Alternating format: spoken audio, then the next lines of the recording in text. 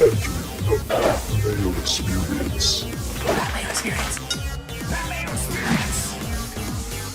Mayo Experience. Experience. Welcome to the Pat Mayo Experience, presented by DraftKings 2021 Week 13. Picks against the spread, SUPERLOCKs, Survivor picks, which we are not doing anymore because we are all out, some free money, plus a Cust Corner. Need to remind all of you to smash the like button for the episode, subscribe to Mayo Media Network, help us time code the entire episode down in the comments section, rate, review, and subscribe to the audio podcast, and play in the best tournament on DraftKings, the Pat Mayo Experience DraftKings Listeners League. Link is in the description. Only 2,500 spots this week.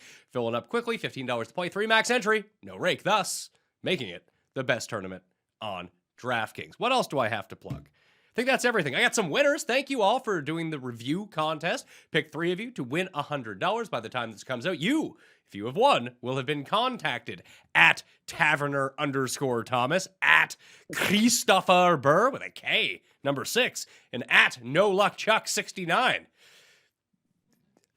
I mean, if you're like 11 years old, that's going to be tough. Geoff, I have a friend who was applying for jobs, and his email address was his first name, last name, 69 at hotmail.com. And this was in 2019. Yeah, that's bad. We still make fun of our friend for some old email that he gave on some work thing. But yeah, we all have bad classic emails. There's no doubt. I have admitted to my first email ever, which isn't bad in that sense. It's just embarrassing all these years later. It was DM band 55 for Dave Matthews Band and Junior Sale.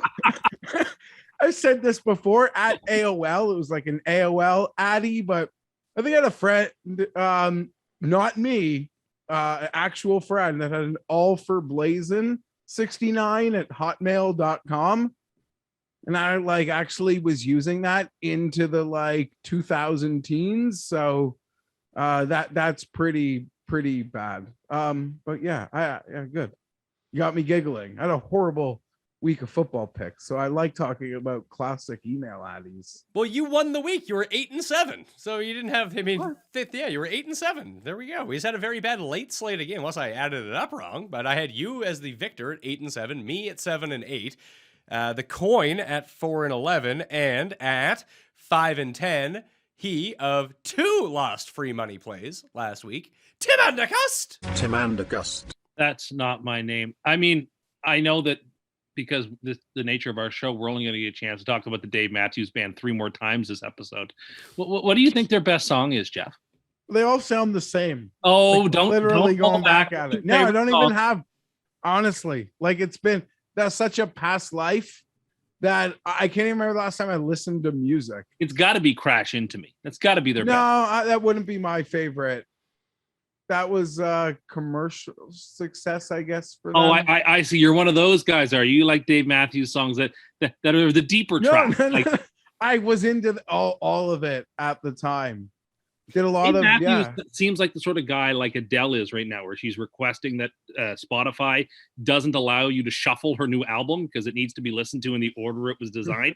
Dave Matthews seems like the sort of guy who would insist upon you not being able to. Listen, you go to Jewish overnight camp, bro. It was just the way of life. I like Dave Matthews. I think the music's fine. No, Dave Matthews is horrible. Basically, Dave Matthews is fish for Jewish people.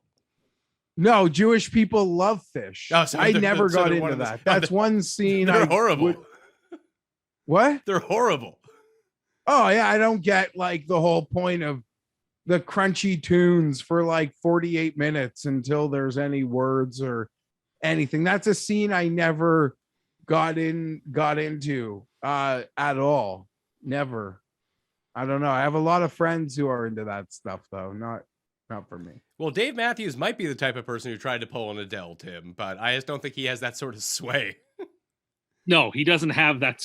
No, very few do. But it just seemed like the sort of thing that Dave Matthews would have put a certain technical prowess into the way that album ought to be listened to. And if you don't listen to it in the right way, well. Do you remember when we met You know, all of those Fish fans at Bonnaroo? Yeah, they were all stoned out of their mind, or they were old and were probably stoned from years past. I don't know. They were all very similar. They were all very mellow, all very kind people, all very nice people, but they weren't always making the most coherent points. And like, I mean, you couldn't help but hear the Fish music go on. They were just like one song would go on for an hour and a half. It's like, yeah, all right, I guess this is your jam. It's not mine. I was still stunned about the amount of people that like, I guess they must have been like deadheads back in the day, but now they just follow Fish around all the time. It really really opened my eyes up, Tim, when we went there. Well, I think that's true of almost every band, that there are people that just go to every single Bruce Springsteen concert and go to every single, I bet you there were Dave Matthews Band people. I guarantee you there were people that went to all the bands though, even every like band. locally Every here. band. I have buddies that, Like, I my bet you- like 87th hip show. Yeah. I'm like, I've okay, been- that's I've been- great. Like yeah. 86 of them were literally the exact same. Exact same. No Exactly. offense. Oh, I've been to And I'm every- not anti going to the shows, but yeah, Oh. it gets to a point where people are like, okay, been to wow. 74 Metallica shows and I know the entire set list. Well, then why don't you go listen to it at home? Why are you spending money Oh. for the Wichita, Kansas to go listen to Metallica play another song that's overrated? I have friends that they literally would follow this thing that updates like set lists in real time. It's the most annoying thing you could Can you ever imagine hear being people interested talking in that? about it. Can you Like- imagine being interested in that? I can't even begin to fathom. We being- would be out like it's just a normal Saturday night for us. We're hanging, but somewhere on the planet, like Fish is playing. It's like, oh my god, they just opened with song I never heard of. Oh. Yeah, can you imagine? Oh my God, Oasis opened. No, with I'm this. a loser about. I my was gonna own say, in thing. Like, fairness the to all- Chargers in can't fairness to tackle all get of off the those- field. Of all the shade that we're throwing right now, it's no different than all of our weird interests that we have. Imagine you were out on a Saturday night and all of a sudden the Chargers were like, oh, Saturday night press conference, and like you'd just be having a meltdown. I bet you Fish never ruined my friend's Hanukkah. No, you're right. And my buddy who like doesn't like sports, because we're an eclectic group, his joke is like when everyone goes to the concert, like not half the people are happy and half the people are sad. Like most of the people had a good time and they enjoy the encore together. It's like it's better than sports. You go home happy, you go home miserable. I'm like, you're right. I do. That's true. Well, the amount of either, I assume, just like you bring like an ounce of pot with you to one of these Fish concerts, or you just upgrade and like you're on MDMA the entire time. So you're leaving with good vibes, unless you're coming crashing down. But you can just do some more at that point.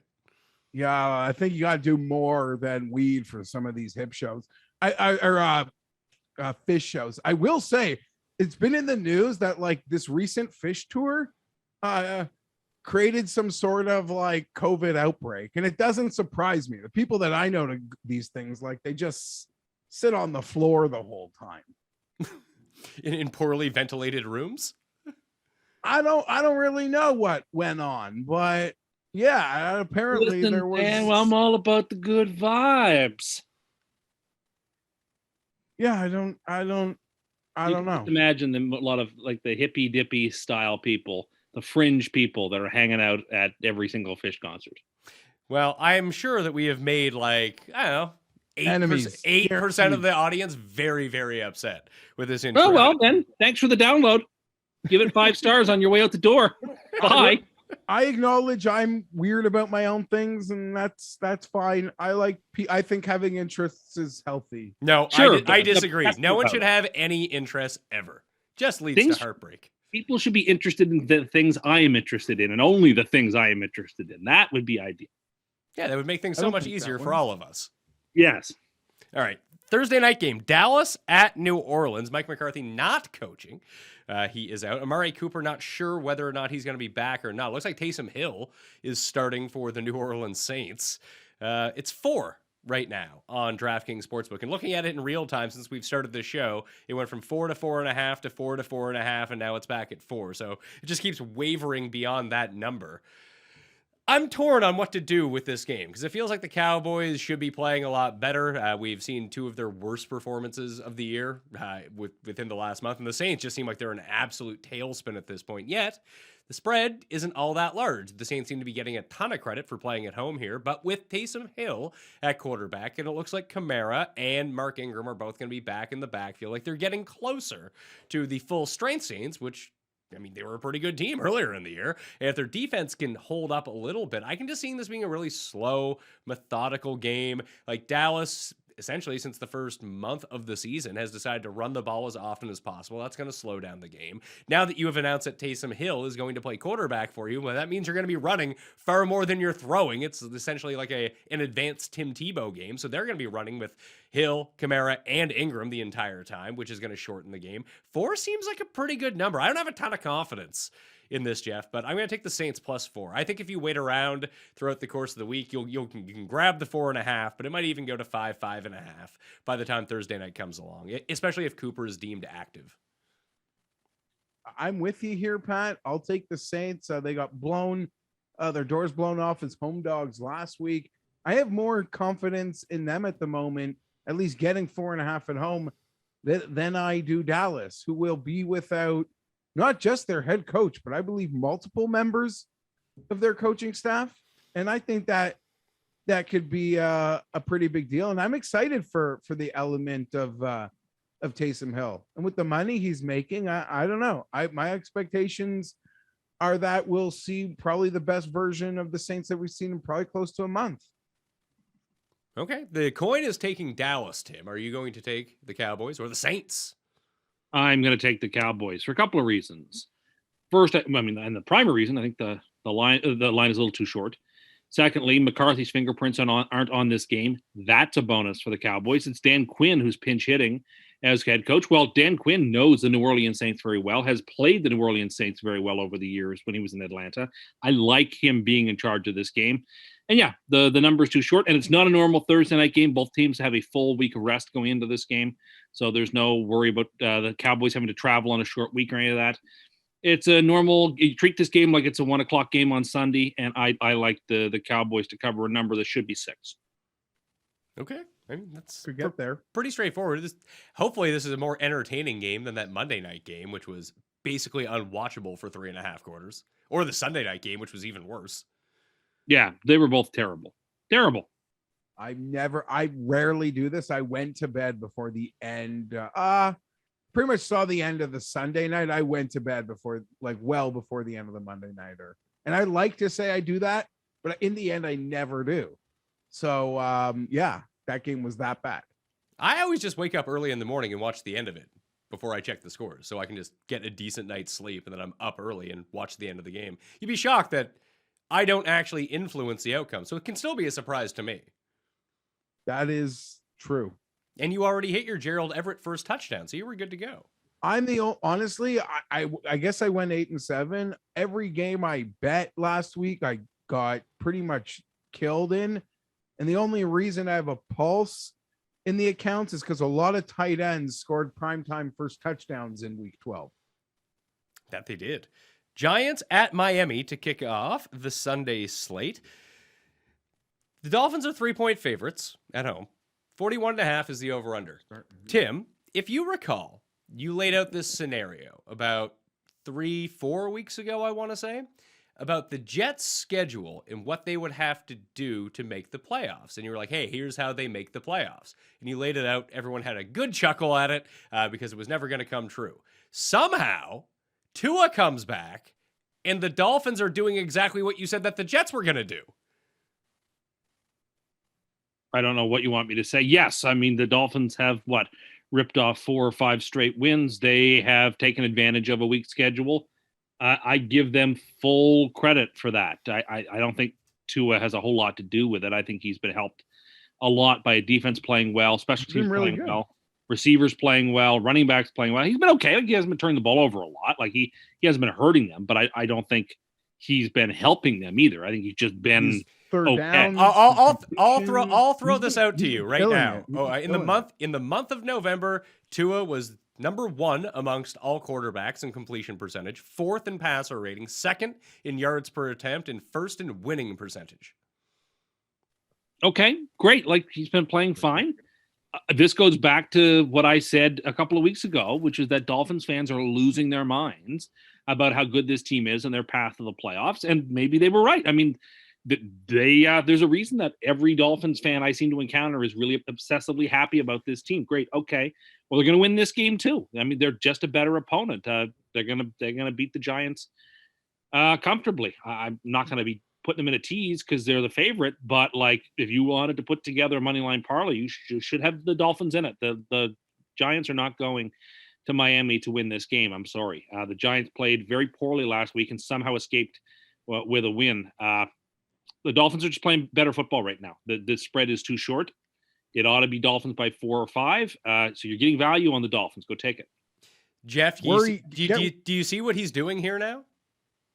I will say, get worried, Dolphin fans, because I will acknowledge he's so much deeper into a sprint than I am, but I could consider making Miami a super lock this week.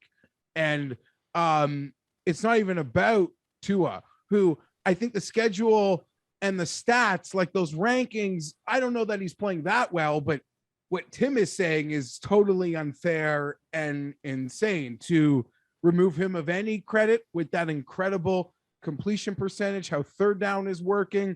They're winning football games. But this pick and my liking of the Dolphins this week really comes down to how I assume the Giants will play against an attacking defense that the Dolphins are. And it's a shame for Dolphin fans that they sleptwalk through the first month and a half because their defense and special teams are starting to look like those incarnations of last year. And you mix that with a quarterback that's not going to turn the ball over, that can make the right decision. The stat that really isn't being talked about, but that might be more impressive to me in what Tua actually brings in long-term viability is how he's like the best RPO quarterback in the league right now. So he sees that perfectly. That was something people, when he came into the league, thought that he would be the best from day one he's getting his feet wet at the pros and he's looking good. It's nice to see him playing with confidence, but it's that defense and special teams against just a sloppy Giants team. So the Dolphins appear to be over their sucky, sloppy ways. And I think they can give these Giants a hell of a problem. One thing could be interesting because it's nice, like complete these passes, beat these teams, get hot, could potentially leave Miami in the situation where, like, now they're back in on Tua and they don't know what to do with the offseason in these veteran QBs. And we almost spoke about that being a danger zone for them after this year. Like, he better either prove it or not prove it. But the worst thing would be this, like, wishy-washy place. So we'll see. That being said, it's all systems go for Tua, who's also handled the bullshit of the Watson stuff and him even acknowledging like that it bothered him a bit. He's handled it incredibly. So good for him. And I would agree with that last point.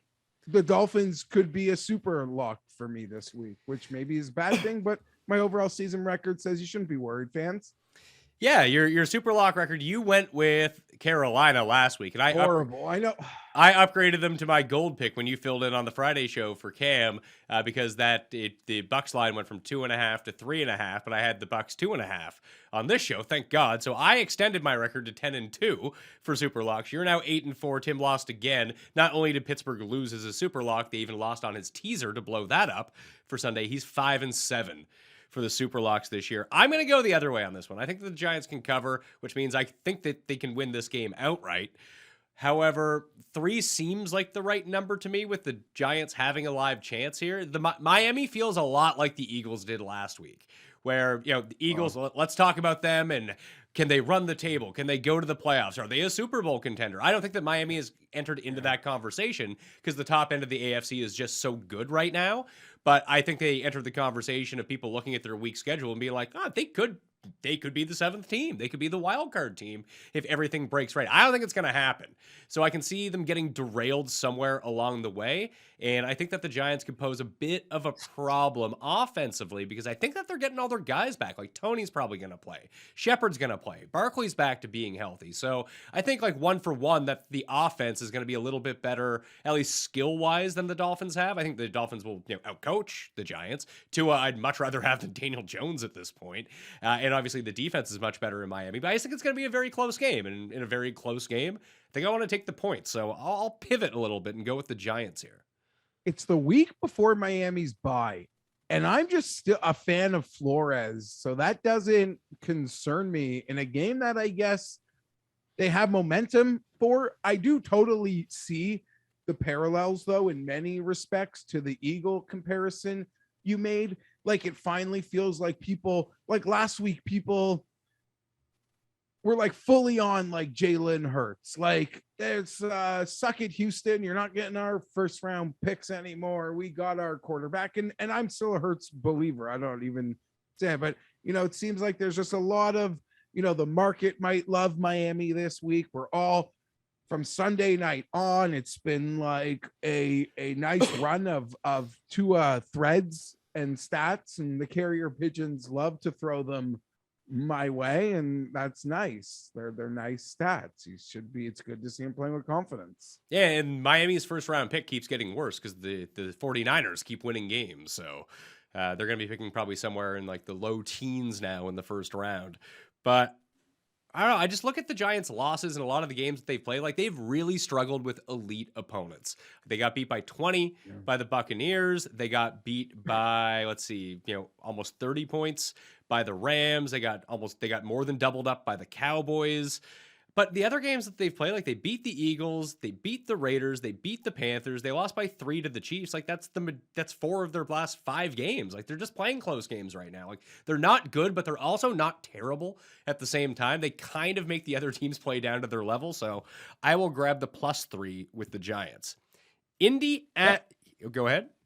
No, I was gonna say that was a case I think we made last week with Pizzol and vouching for Cammy's picks that the Giants in their weight class have played outstanding this year, like win-loss wise. So I don't know. Dolphins, though, feels like that attacking front. Anyhow. Indy at Houston. Houston is an 8-point dog at home, currently at DraftKings Sportsbook. It's 45.5 is the over-under. I don't really know what to make of this. It just seems like lock in the Colts. The Texans are done by PFF. They're the worst team in football. They're coming off losing to the Jets. That's pretty embarrassing for any franchise in the NFL at this point. The Colts, if they could have beat the Bucs last week, they didn't, obviously, but they were rolling, and then all of a sudden they didn't have it anymore, and Wentz had a pretty bad second half. This just seems like a time for him to turn around, hand the ball off to Jonathan Taylor. Nothing the Texans can do, so how are they going to stop it? Is Indianapolis +8 too easy, Tim, or -8 too easy, Tim? I don't know if it's too easy. We're definitely teasing them down. They're the first part of a 7-point tease because they're definitely going to win the football game. I don't know if it's too easy. It's a divisional game, and I hate to be on the other side usually of taking more than a field goal in a divisional game, particularly with, Tyrod is not great, but he's not completely incompetent. And the Colts, that was a tough loss for the Colts. Tennessee's over there leaking oil, and the Colts really threw away a great opportunity to have a chance at that division last week because they've got to be a game ahead of the Titans to win it, which means they've got to make up 3 games. And my goodness, it was there for the taking, and they gave it away. And so they're starting to run out of runway here, and that's just a tough take. But I do think they win this game by 10 or so and cover. I don't expect them to rout, but I expect them to cover. So you got Indy. Let's see what the coin says. May have to tail the coin on this one. Oh, the coin is going with Houston in this game, Geoff. Houston is tempting. They are, but they're kind of like they're the AFC Lions. Like, you only really remember the games that like they're somewhat competitive in and just kind of completely block out the games where they're an absolute disaster. Just like, do I have more confidence in them potentially backdooring it or them doing something really stupid and giving the Colts something?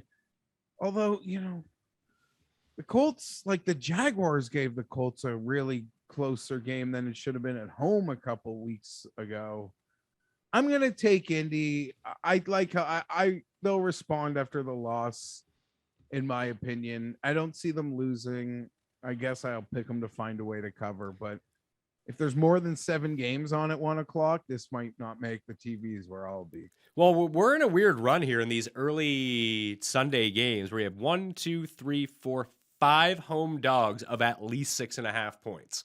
And, some of them are going to cover, if not all of them are going to cover, because underdogs have been covering at such a high rate so far this season. The issue for me would be, like, how would you rate the Jets' pass rush, Tim, versus the rest of the league?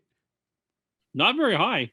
No. Very poor, actually. And Probably like 27th, 28th, 29th. What do they have? Like 6 sacks and 10 QB hits last week against Houston? Yeah, they got home a lot. It was the best that defense has looked in like a month and a half. It was one of the few things I was happy about last week.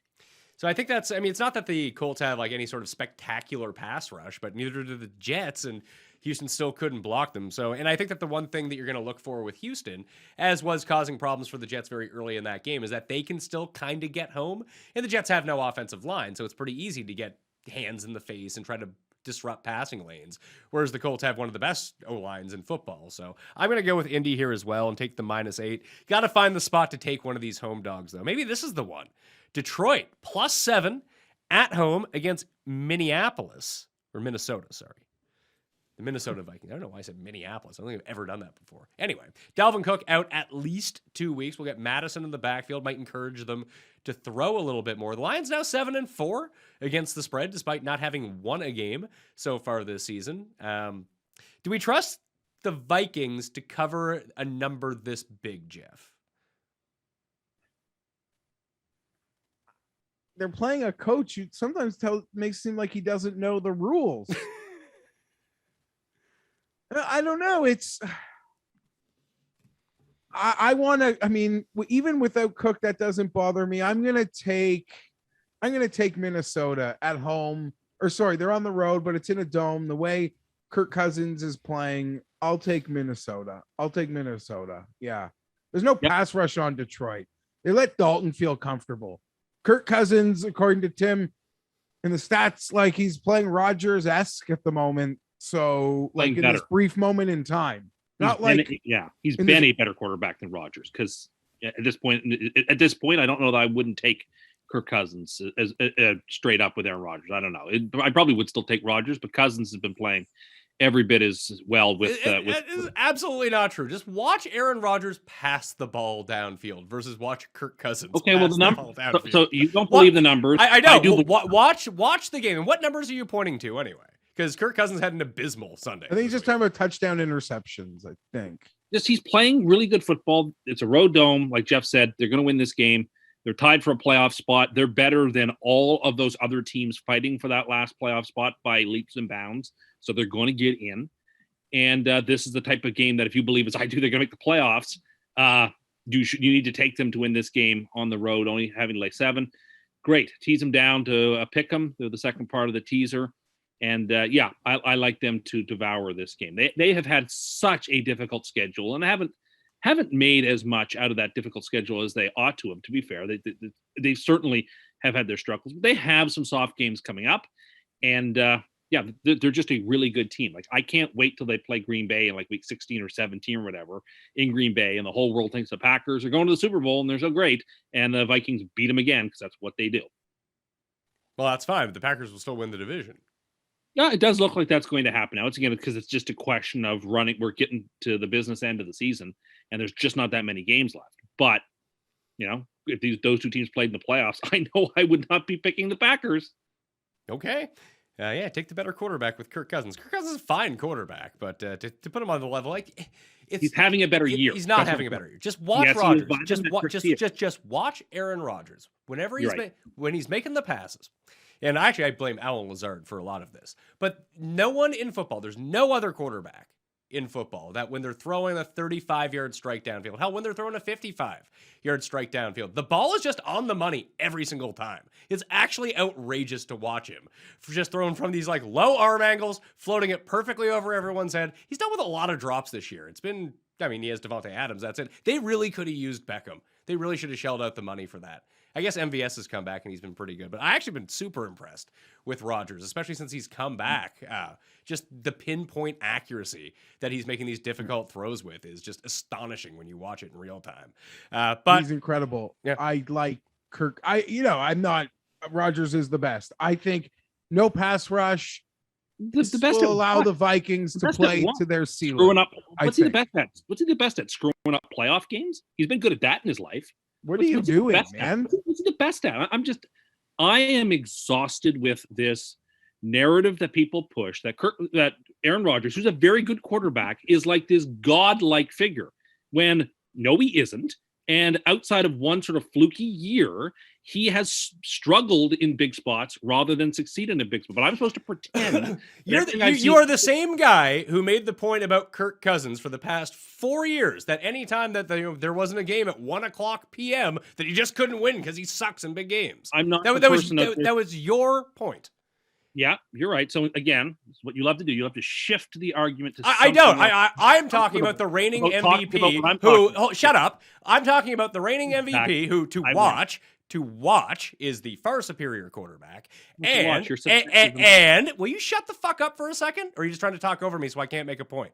Is that what you're doing now? No, I should let you make your point because you should let me make your point. So, reigning MVP, probably not going to win this year because him being an asshole is probably not going to do it. But he's still like third in the MVP pricing right now. The Packers are probably going to end up with one of the 3 best records in the NFL. When people make their list of the 10 best quarterbacks of all time, he is going to be on it. And there's a complete shift away from you. Like I said, the points you're somehow making about Aaron Rodgers having bad NFC championship games, this would be like saying, you know what? Kirk Cousins is way better than Donovan McNabb in his prime, is essentially the argument that you're making. Well, again, and people will notice that what you've done here is you've tried to shift the argument onto terrain that you feel more comfortable talking about. You mean the correct one? And that's fine. Who's the better quarterback? This season, it's not debatable. Cousins is having a better year. Time. Jeff, who would you rather have as your quarterback right now? I'd rather have Aaron Rodgers. I would rather have Cousins for this season. Of course I would. Of course I would. And so would you. And by the way, so would the Green Bay Packers if you gave them truth serum. So would they. They'd be delighted to pack him up and send him out and have Cousins the rest of the year. I mean, everybody knows this to be true. Come on. When you say everyone knows this to be true, I think that the most common comment that we're going to see down in the comment section is Tim has really solidified his most insane prize once again this year with this ridiculous take. Look, and I hope that Packers fans are really happy that I'm down on them, but I think this is the most overrated team right now in the NFL. There's no good teams, no elite teams, and people like to pretend like Green Bay is, and they just aren't. They have some significant flaws. They're on bye this week, so we don't have really a game to talk to them about them in. But they need that bye because they got some losses coming up. Okay, and Minnesota needs to win their next 3 because they have 3 very easy games. They do. Their schedule. I like Detroit to cover in this game. Minnesota's covered this number once all year. That's it. Like they just exclusively play close games, and they should have lost to the Lions the first time around. Yeah, no, I would agree with all of that. I just think that this is if you believe as I do that this Vikings team is much better than the record indicates, this is the type of game you expect them to put up a big score. I take your point, but that's where I'm going with it. I think overall that they are a much better team than their record has. And again, I'm not down on Kirk Cousins, but he's the highest end. Actually, he's probably a level above. Just looking at all the teams with all their quarterbacks, he would be, 12th, 13th on my list of guys I would want starting for my team this year. I'd much rather have Joe Burrow. Yeah, I guess. I don't know. You wouldn't rather have Joe Burrow? Would you rather have Justin Herbert or Kirk Cousins? In one game? Right this week, who would you rather have playing quarterback? I mean, I think you'd have to take Cousins, and I think Geoff would too in one game. Herbert's I don't want to use the word regressed because that's not the right word, but he hasn't looked as good in the last month, let's say. There you have it, Geoff. Rather have Cousins than... He had threw for almost 400 and ran for almost 100 a week ago. There have been inconsistencies. Yeah. Is something wrong with your mic, Geoff? No, I don't think so. Oh, Paul says turn it up a bit. Check. Oh, there we go. Now you're coming through loud and clear. Maybe you're just speaking louder. I don't know. So Minnesota for you two, Detroit for the coin, and myself. How you feeling about our 49ers future bet from Friday, Geoff? looking much better now. That was a, as Tim would call, a hinge game facing those Minnesota Vikings, who they are competing with. So yeah, Pizzola sold me and you on those 49er Super Bowl futures. So I'm a 49er bandwagon right now. Yeah, the site that I bet it at, it was 60-1. It's down to 28-1 now. I don't know if I don't know if I'd buy into the 28-1. The 60 was a pretty nice number though, because it looks like, I mean, it's tough to say this far out, but they're now the 6th seed, which is nice, and it seems like they have a game to play with. Philadelphia and Tim's Jumbo Jets coming off a big win. 6.5-point dogs at home. 45 is the over/under. Tim, I'm sure you're going to complain that this isn't fair because the Eagles lost last week and now they won't overlook this game. No, I don't think that's true. I think that the number is fair, but it probably should be a touch shorter. So I will take the Jets, but not with any great confidence. I mean, the last week was a tale of two halves. In the first half, the play calling was bad. Zach played terribly. He threw the ball like every pass was a 99-mile-an-hour fastball. He was careless with it, and despite the defense playing well, he just didn't look comfortable. In the second half, LaFleur called better plays. They used the run effectively. Zach didn't try to force the ball to places where it shouldn't be. They played better, and they took over the game in the second half. So I was just like did once again, Wilson did not play well. Without Wilson, in weeks 8, 9, 10, 11, the Jets were the best offense in the NFL by the numbers. They were playing amazingly in that stretch in terms of like yardage and points. And Zach takes over and they scored 24 points last week, and they don't look great. So he's only played a few games. It's been 5 or 6. I'm not in the business of panicking, but was I upset how he played on the weekend? You're darn right I was upset. I did not see progress last week in the way I wanted. I saw some in-game progress in the way that he definitely looked a little more comfortable in the second half, and they called plays that would work for him. He's still gripping the ball too hard, throwing the ball too hard, and not throwing the ball with enough precision. That needs to be worked on. Now, I don't know who we're getting at quarterback this week in Philadelphia. Maybe it's Hurts. Maybe it isn't. Wait, hold on. Is Hurt? How hurt is he? I saw the report today saying his knee has been bothering him, and they don't really know his status, right? So I don't know what we're getting out of him. I don't know what we're getting out of the Eagles. I think the Eagles are going to play. This game's going to be close and low scoring. I don't know. This seems to me like a perfect 17-14 type of game. And I'm going to take the Jets because of it. I don't know who's going to win the game. I certainly wouldn't be confident enough to tease it. But, yeah, I think the Jets probably cover. Geoff, you should have heard Tim while he was sitting with Paul and I watching the Jets game, how he wanted to trade Zach Wilson for Russell Wilson, and it made a lot of sense because he wouldn't even need to change the name on the back of the jersey. It was getting pretty wanted the coaching staff fired. He wants Zach Wilson traded, blow everything up, and then he was over the moon in the second half. It was a real bipolar situation going on watching the Jets with him. What a crazy person.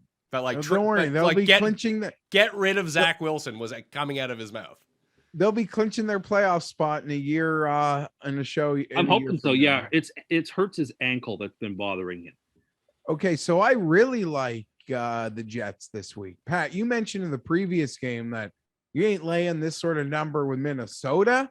I ain't laying this sort of number with Philly versus anybody. And I've been back in Philly. They're on I rode that hot streak. I think I super lucked them a bit in that.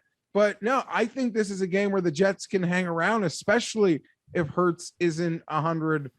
If Hurts isn't 100%, I think Wilson's going to look good. The Eagles can't get to quarterbacks.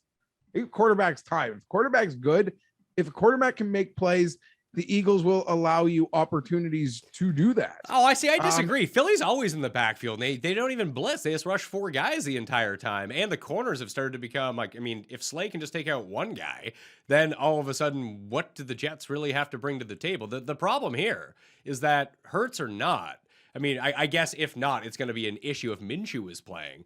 But the way that Philly has run the ball every week except for last week has been so impressive. And now they get the team with the worst run defense in football. They're going to run the way that they played against Detroit a few weeks ago is how they're going to play against the Jets this week. They are going to steamroll the Jets.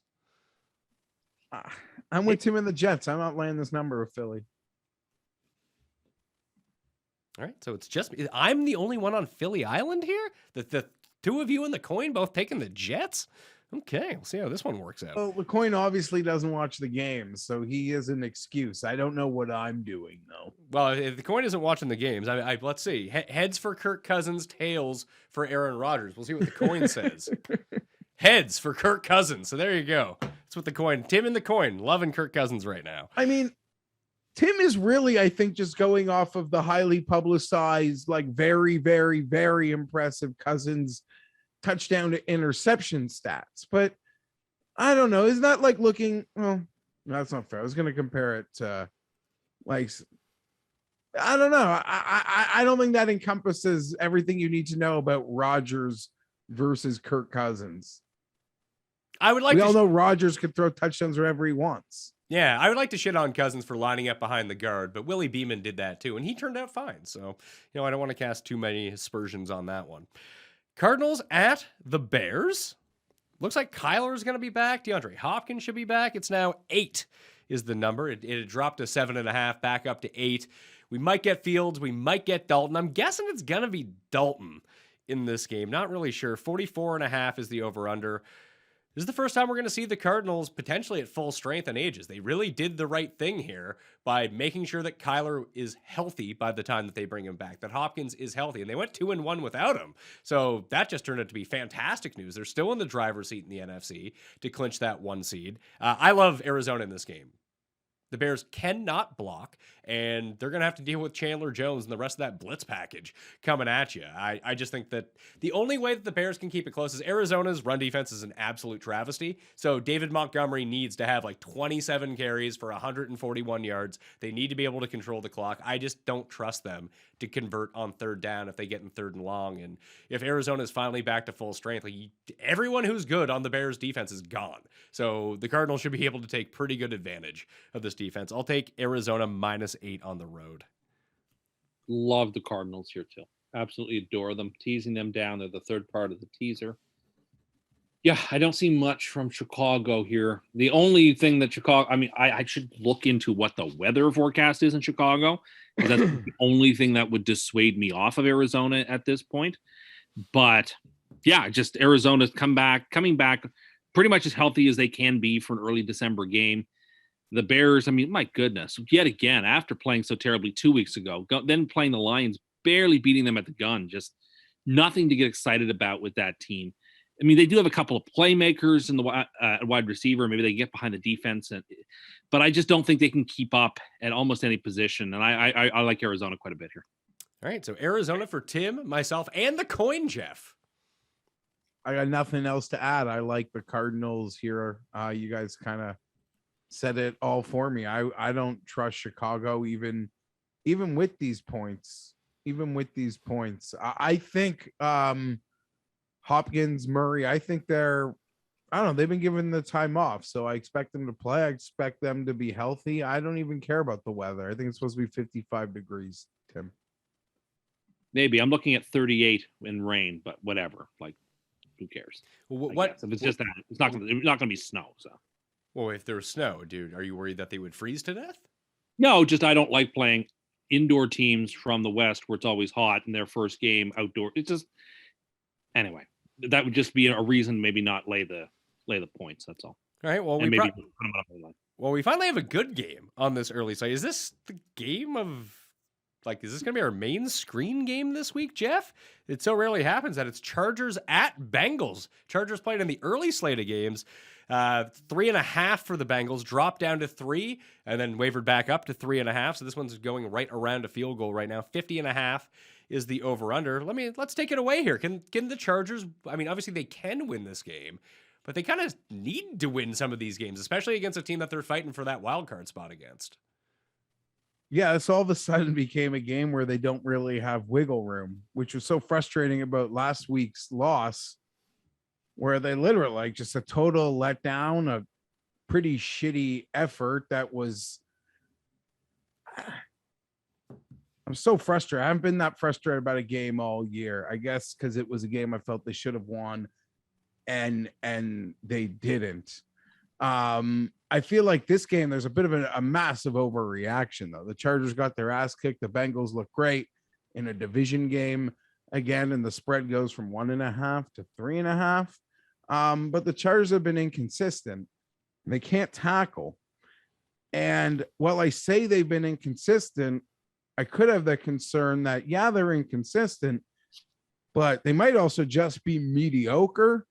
I've spoken many times that I think this team has some critical flaws that are going to prevent them from getting where they need to be.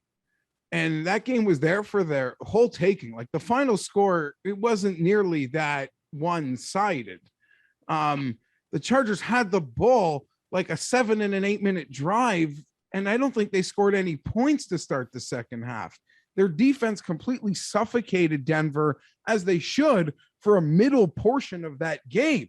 And then finally they relented, and then Herbert Eckler missed time. He thinks he's going to move. Herbert thinks he's going to stay still. And then the slant gets, popped up for a pick six.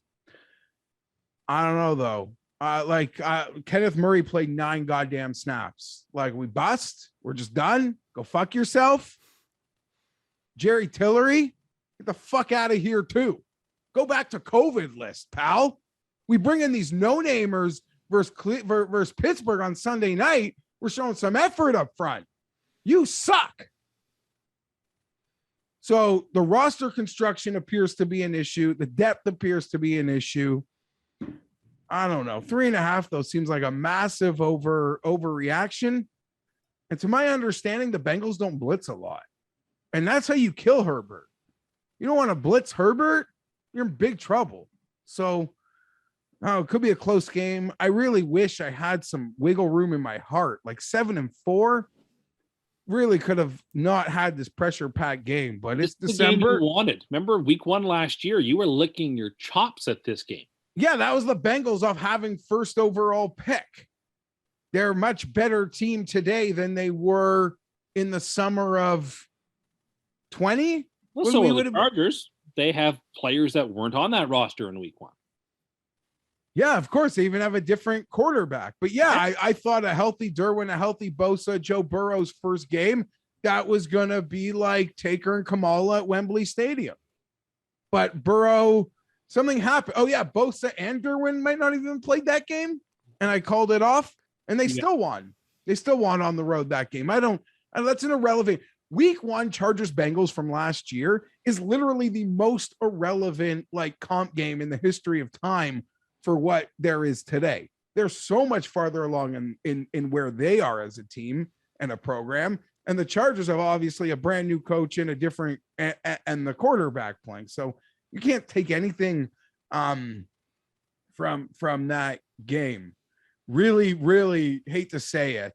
Really, really would have liked to have been able to see Monday's presser this week, because it was for the first time where it felt a little less informal and more of an agitated coach from some of the short transcript bites I get from guys on the beat. But I don't know. Maybe we're just average. That's a game that totally knocks me down like a peg and a half mentally. Back in the 90s, you used to be able to send money into networks and they would send you a printed copy of the episode for that week if you wanted the script. Maybe you should be able to send the Chargers to Venmo them some cash or whoever that's done these days online. And they could send you a printed copy. The thing is, by the time I get the Wednesday 25-minute presser, I'm sort of over not having the Monday one. But man, I'd love to just have that Monday one. I really would, but whatever. I don't want to lament that. I don't know. Joe Mixon gonna be a problem. You think? If we don't have Asante, but the spread seems high. I don't know. Now it seems like an overreaction game and a spot for the Chargers, and my confidence is low. My confidence is high. They really disappointed me. My confidence is low. I don't know. I don't even feel comfortable saying it. I almost thought I'd take the Bengals this morning, but I just can't do it. So give me the Chargers. It does feel like the Chargers are being a bit undervalued in this spot. just based off what happened last week. Because going into, what was it, last week, all of a sudden, like, oh yeah, Cincinnati beat the Raiders, but they're not all that great. Then they come out and they lay a shit kicking on the Steelers, and all of a sudden the Bengals are back. But this is also the same team that lost to the Jets, let's not forget, and got absolutely worked by the Browns like 3 or 4 weeks ago, whatever it was now. So I actually am going to take the Chargers here. The one issue that I have is where you really want to get the Bengals is a lot like the Chargers. You want to get them on the ground. And the Chargers just can't do that. I mean, it's one of the reasons that Herbert's been running more is that the offensive line is breaking down a little bit. He's taking off. Injuries. But injuries. But like Eckler is a good running back and he fits what they want to do really well. But he is not someone that's like, oh man, we need to ice the game now. Let's turn around and give it to Austin Eckler. Like, he's just not that guy.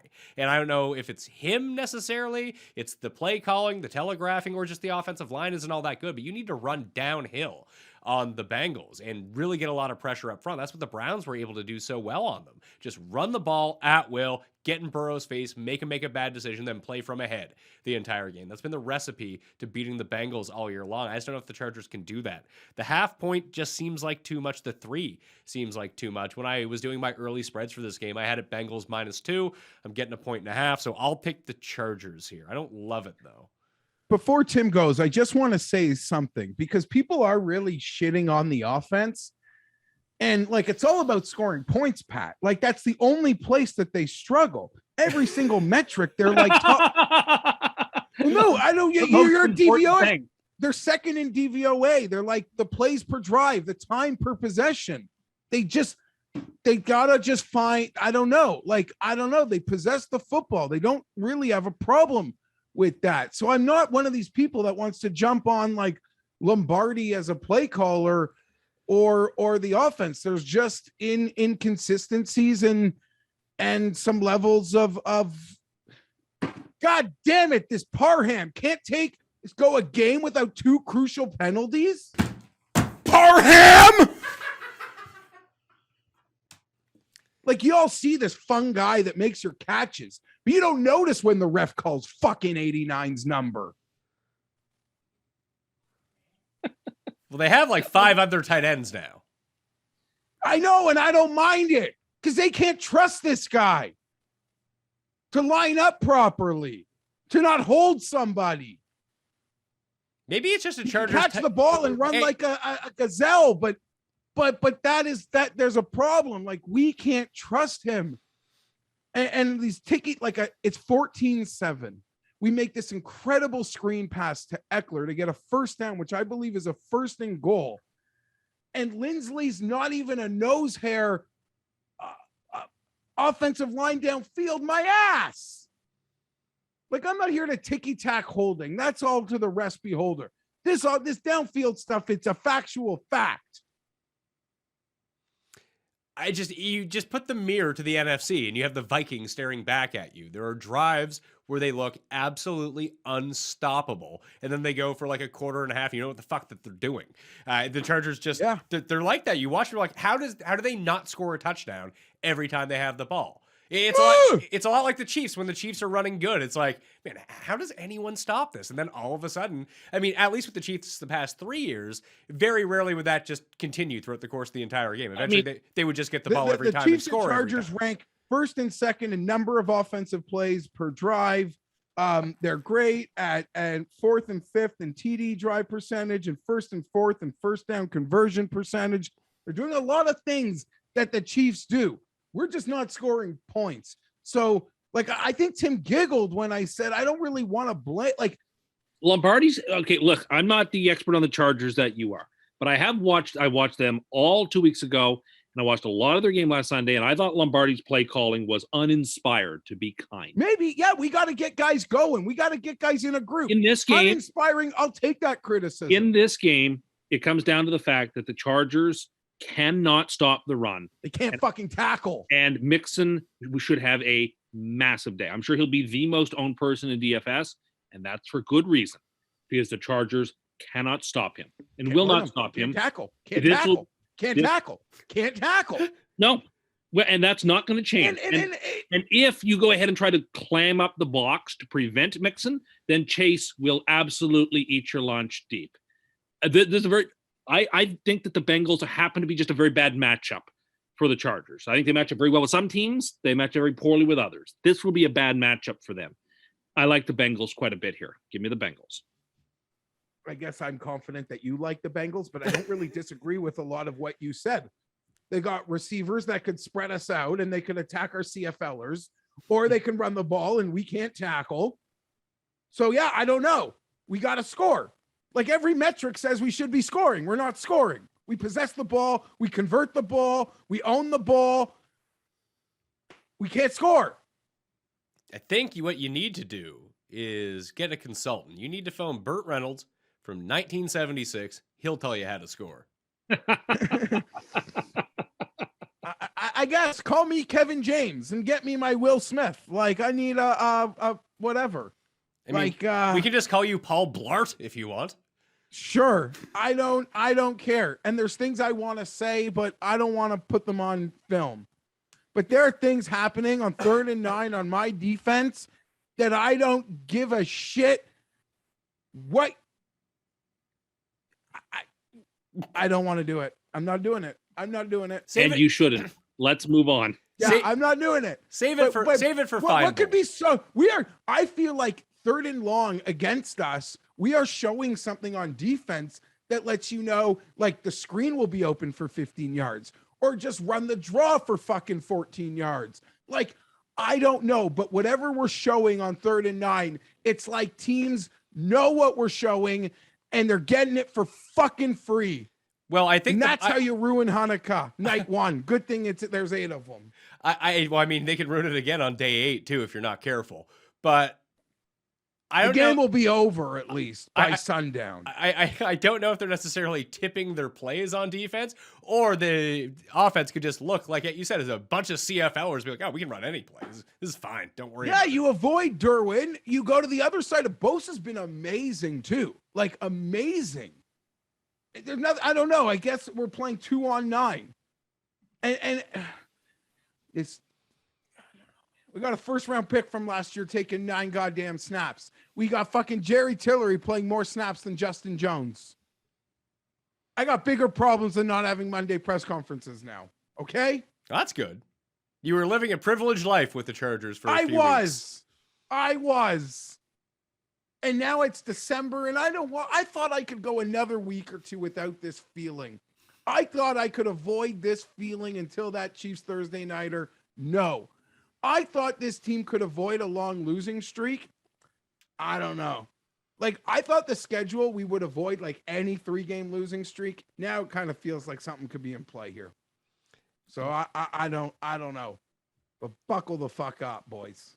Tim, just like when the Jets are really bad, the Chargers going on a losing streak after like a big winning streak is the best thing that could ever happen to this show. I hope for Geoff's sake that they can turn it around, get into the playoffs, have a 1st-round upset, make a run. But this is really where we need to be with Jets and Chargers talk on this show. Well, see, that you're a sadist. You enjoy when his team struggles and my team struggles, but I don't. I sympathize with Geoff, and I wish that I could pick them this week. But I could just think if you wanted to. I just don't think they match up very well whatsoever for the Bengals. And I have to be honest with the people and think that I just think that the Bengals should win this game. And, this must be the biggest total on the board, right? No, it's actually the same as this next game, which is Tampa Bay and Atlanta. But Tampa Bay happens to be favored by 11 in Atlanta this week. Bucks are 5-6 against the spread, same as Atlanta, which just kind of blows my mind because it feels like it feels like, I guess, when the Bucks win, they tend to win by a bunch in my mind, which is just not true. It's just me living my own truth and misremembering what has happened. And then with the Falcons, like, doesn't it seem like I guess the Falcons won last week against the Jags, which is, I can't believe I switched my pick to the Jags after going through why Atlanta was going to beat the Jags, because they beat every team that's like lower than them and can't beat anyone else. And that's exactly what happened again. But it feels like when they lose to him, they just lose by a bunch. They do. But I am old-fashioned and stick by principle. And if I'm seeing double digits in division, I gotta just instinctively take the underdog here to cover, particularly as you said. Underdogs have been covering this season at an outlandish rate. And the Buccaneers, while they are, of course, a very good team, they too play close games against bad teams. And so it would be no surprise, I think, for the Buccaneers to win this game like 23-17 or something. And that's sort of the way I have it laid down. I like the Falcons to cover this game. But I do not think they're going to win. I think the Bucs will do just enough to get through. I hate to call it a division game a look ahead because it's not a look ahead. But they have Buffalo next week. It's a marquee game, America's game of the week, et cetera, et cetera. Just got to get through the Falcons. It's indoors, which of course is an advantage to this Brady team. You'd think that would be more comfortable confines. But if it turns into a shootout, you know what? I think Atlanta's got the firepower. I do not know about that, sir. I do not think Atlanta has the firepower to go toe to toe in a shootout. You have Patterson, you have Pitts. That's it. I think Stop. Okay, but you know what? That's kind of all you need to like. It's not like the Buccaneers secondary, who's rolling out no one you've ever heard of these days to play cornerback. And the guy they do have out there, Murphy Bunting, is just.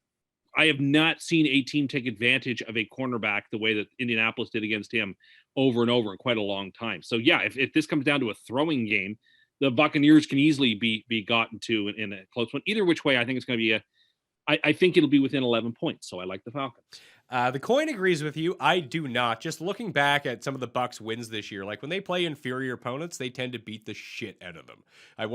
Cowboys 2-point game, Falcons 23-point win. Patriots 2-point win. Dolphins 26-point win. They beat the Eagles by 6. They beat the Bears by 35. They lost to the Saints. They lost to Washington. They beat the Giants by 20. They beat the Colts by 6. Like I would put Atlanta as probably the worst team that they've played so far this year. Like there's no real difference between the Falcons and the Bears at this point. So I just think Tampa gets right here. Antonio Brown's probably back in this game. First time that they'll be on full health on offense and ages. And Brady, he's got to pad some stats here. He let Fournette do all the damage last week. He needs to get up going. You know who's probably going to...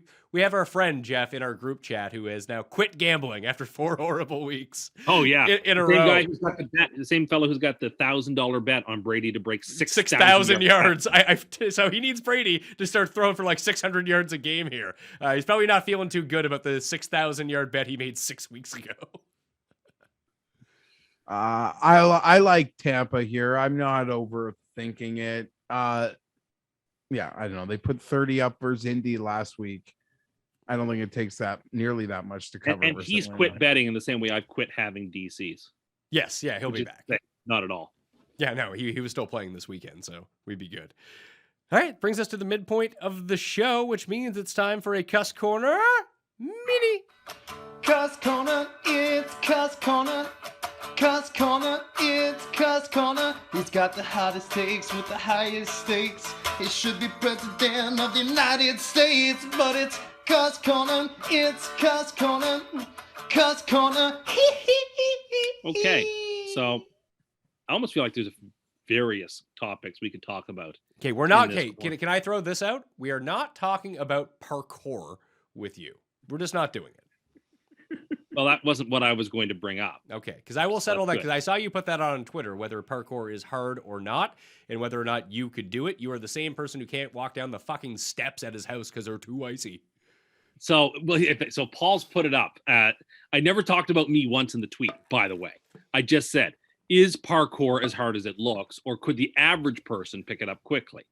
And I ask, is it as hard as it looks? Because I've been watching some of the TikToks and the YouTube vids of people doing parkour, and some of the stunts seem so outlandishly dangerous that I figure like no one's actually taking these type of risks, and it actually must be like a magic trick, or there's some sort of prestidigitation going on here where it actually is kind of easy because no one would take this type of outlandish risk to jump off a bridge onto a little pole or whatever. So I was just asking whether the average person could do parkour. I don't know. I really think that the answer is no. Could, but I am ignorant to this fact, and I was just asking questions online, and people went crazy about it, saying, "Oh, you think you can do parkour?" Oh, no, I didn't say that I could do it. Well, Other okay, people well, then what do you think that the point of putting that out was, Tim? Did you just want the attention?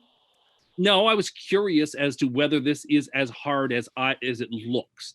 It could be one of those things that's actually a little easier than it looks, or it could be like, as you always claim, American Ninja Warriors, like fixed, that it's actually not as hard as it looks at all, that it's all produced, that people aren't actually jumping off bridges onto poles. Oh, hold on. I actually never said that.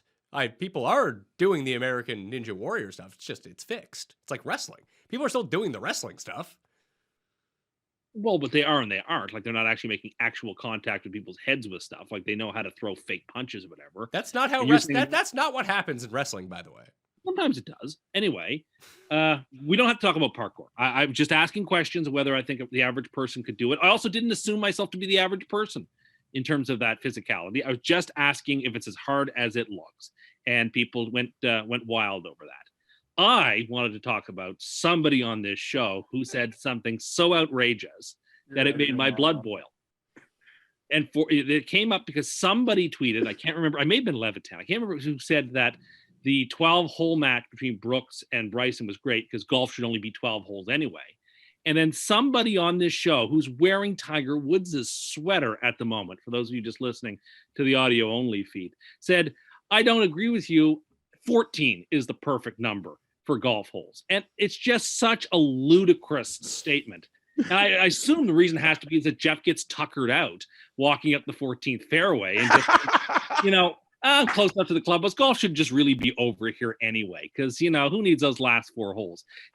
Like, Wait to rebuttal this. Like, initially, sure, you can say that the setting of 18 holes was an arbitrary You're decision. arguing against the sky right now. I'm just gonna warn you, okay? Yeah, but once heads up. Well, but once it's set, that's the number. Okay, but were you just saying things to say things online by saying you think that golf should only be 14 holes long? Like, you'd like to destroy the entire history and the rhythm and everything to do with the game and all the courses that have built around the world to satisfy what, you being tuckered out after the 13th green? Like, explain to me how you, someone who loves golf, and I know you do, could possibly make that statement. Gee, I wish NFL games ended after the 3rd quarter. That's not football, right? Hold on. I actually want to jump in here because Geoff is still losing his mind laughing about this. Because he knows so how much. he is. Jeff isn't insinuating that professional golf events be less than 18 holes, but I kind of agree with him. Like, there are certain courses around here that sell packages like when you buy it, you don't necessarily buy a round, you buy 18 holes. And if you only want to play 12 that day, you can go play 6 the other day. Some people just don't have time. So finding I five hours to go play golf, a lot of people can't do that. Some people want to play 7 if that's all they can get in. Maybe they can't play 9. Maybe they have a little bit more time but can't play 18. They want to play 13. I see no problem with that. This is such a bigger, I think, discussion in many ways. And I don't even know. I'm one of these people. I am the most adaptable chameleon on the golf course you've ever met. But my buddies want to like play the hardo version, or you end up with a guy at your club or something who, like, God forbid you step in his line. Like, I'm very self-aware, like who I want golf to be whatever people want it to be. No. I actually hate how Tim portrays it.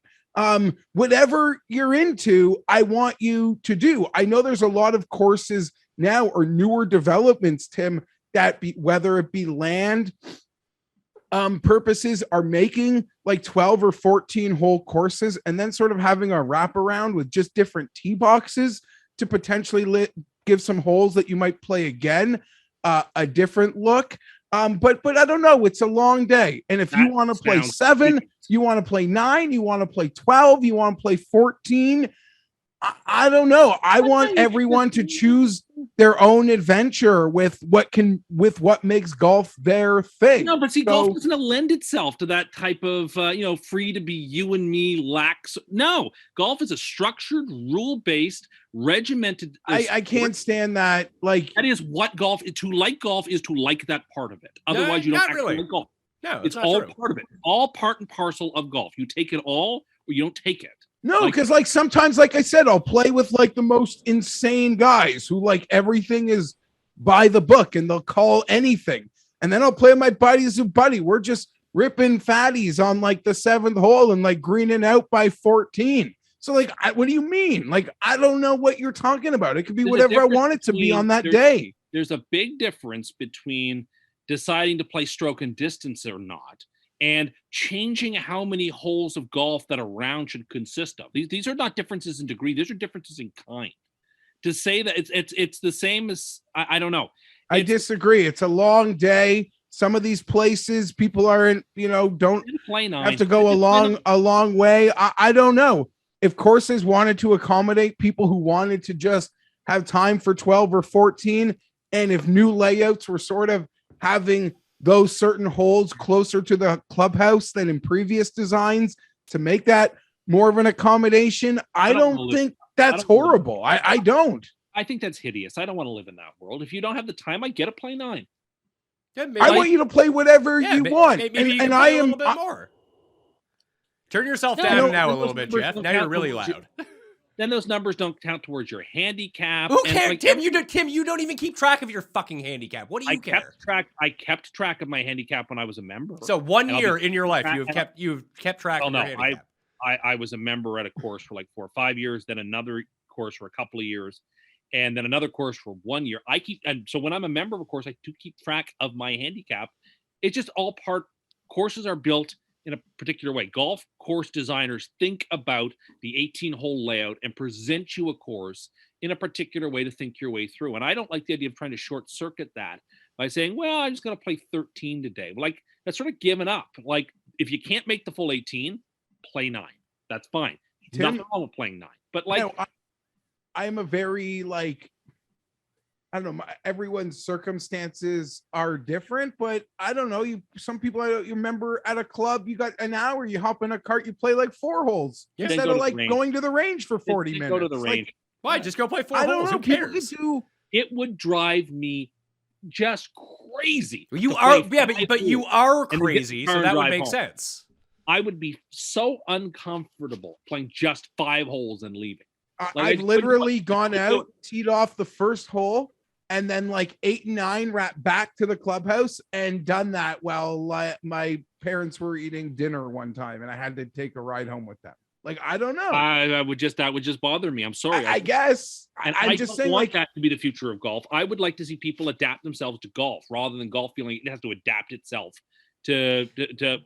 But no one is stopping you from playing how you want. So what do you care? I just don't like. Right now, they're not. But if you start relaxing the rules about how many holes a golf course, how many holes you should really play, like, it can lead to other things. Like, well, why do we have to have 9 and 18 rates? Why do we even have to have a true front 9 and back 9? Why can't the turn be at? But how about certain things we just don't change when it comes to sports that we play? You know what? Maybe you find the net irritating when you play tennis, so you should be able to take it down so that the ball. No, I actually think the net should always be there. I also think the number of holes that you play should be more or less static. So what you're saying is that if you and I went out and played tennis, and we played 1 set of tennis, like, you would be like, no, I'm not even going if we're only playing 1 set.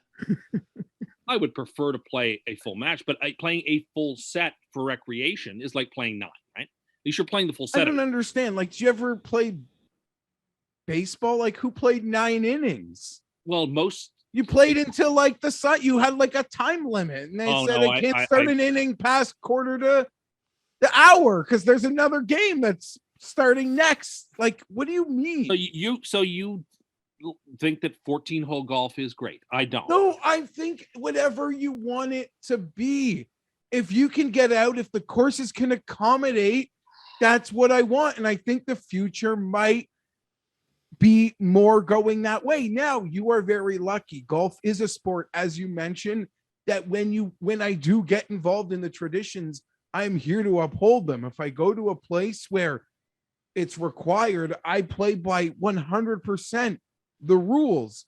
And there'll be a lot of stuffy clubs, Tim, that you'll be able to go to or hopefully join where you'll have to worry about none of this. But there will be places where I think that does exist. And a lot, like, there's so many reasons, even just like getting the land and like that. That's just one of a checklist of reasons why I think like the 18-hole facility might not be as part of the future. But it's nice to cherish the ones that do exist and take advantage of them. Yeah, no one's really changing old courses, but it also allows for smaller courses to be developed in places where you wouldn't normally have golf courses at the same time. Like, you could just build a lot of like, what was the course they played at in Japan? I can't remember if it was for the Zozo or it was the Olympics course, but it's like the 2 greens, right? Yeah, each of the holes had the 2 greens because they had different tee boxes at each of them. Like, those are two separate holes if you really want I also them to think those be. were like winter and summer green, because something with the weather there too, that like, I don't know, really sophisticated stuff. But yeah, listen, I think golf as a whole, like a lot of golf culture, and I love golf. I love watching golf. I love playing golf. I could watch, like, I don't like, obviously I'd love to watch Rahm versus JT, but if it's Max Homa versus Hitchcock, like, I'm into it also.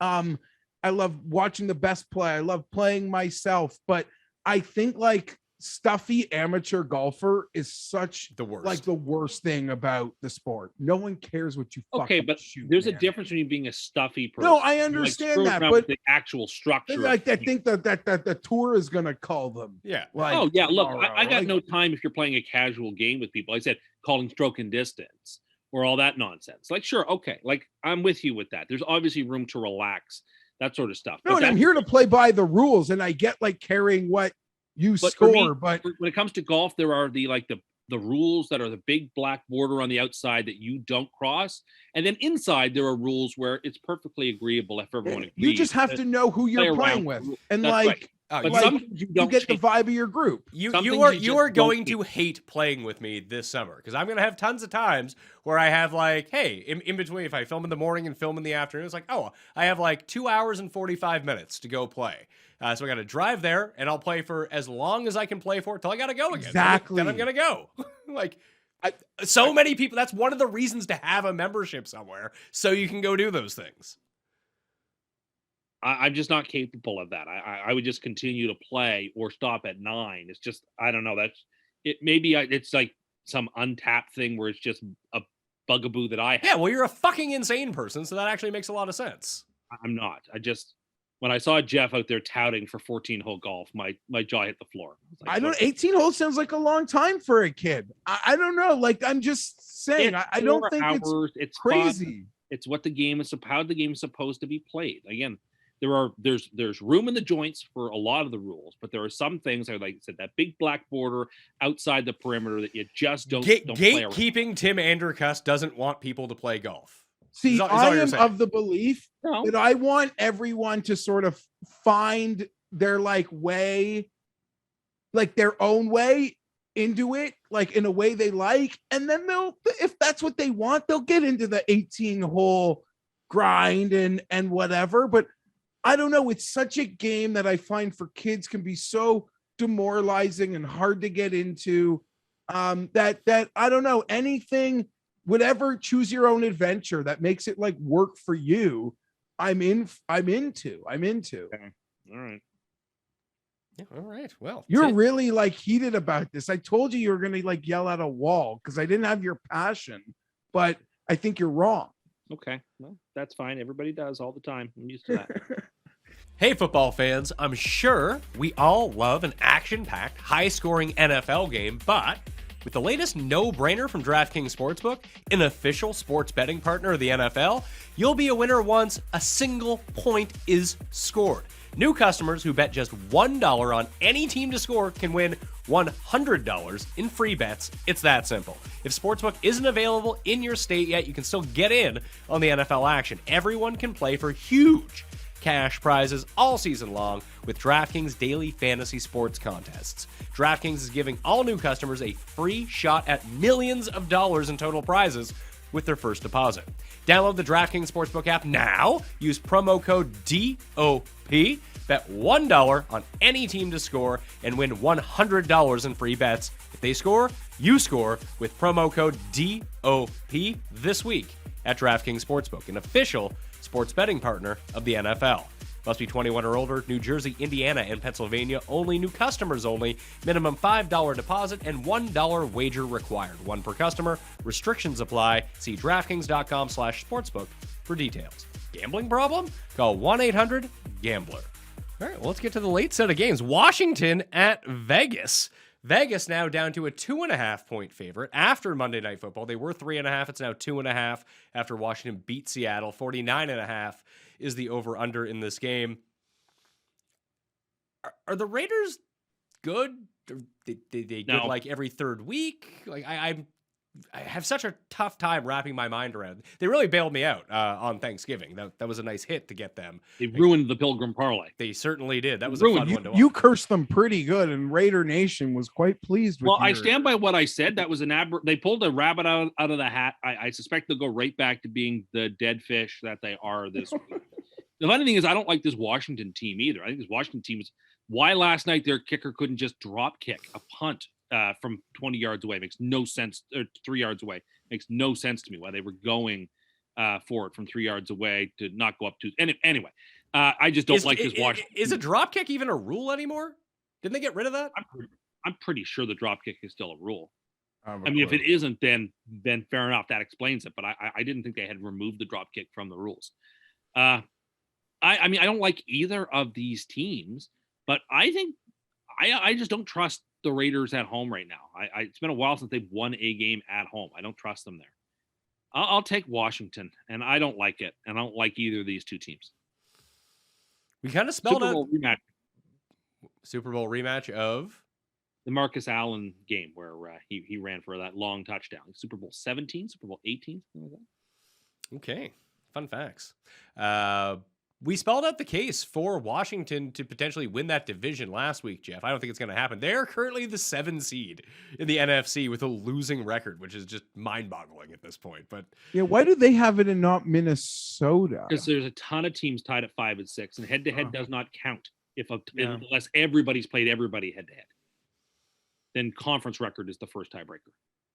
yeah, the last game that they won at home, they beat the Eagles at home 33-22 was their last win.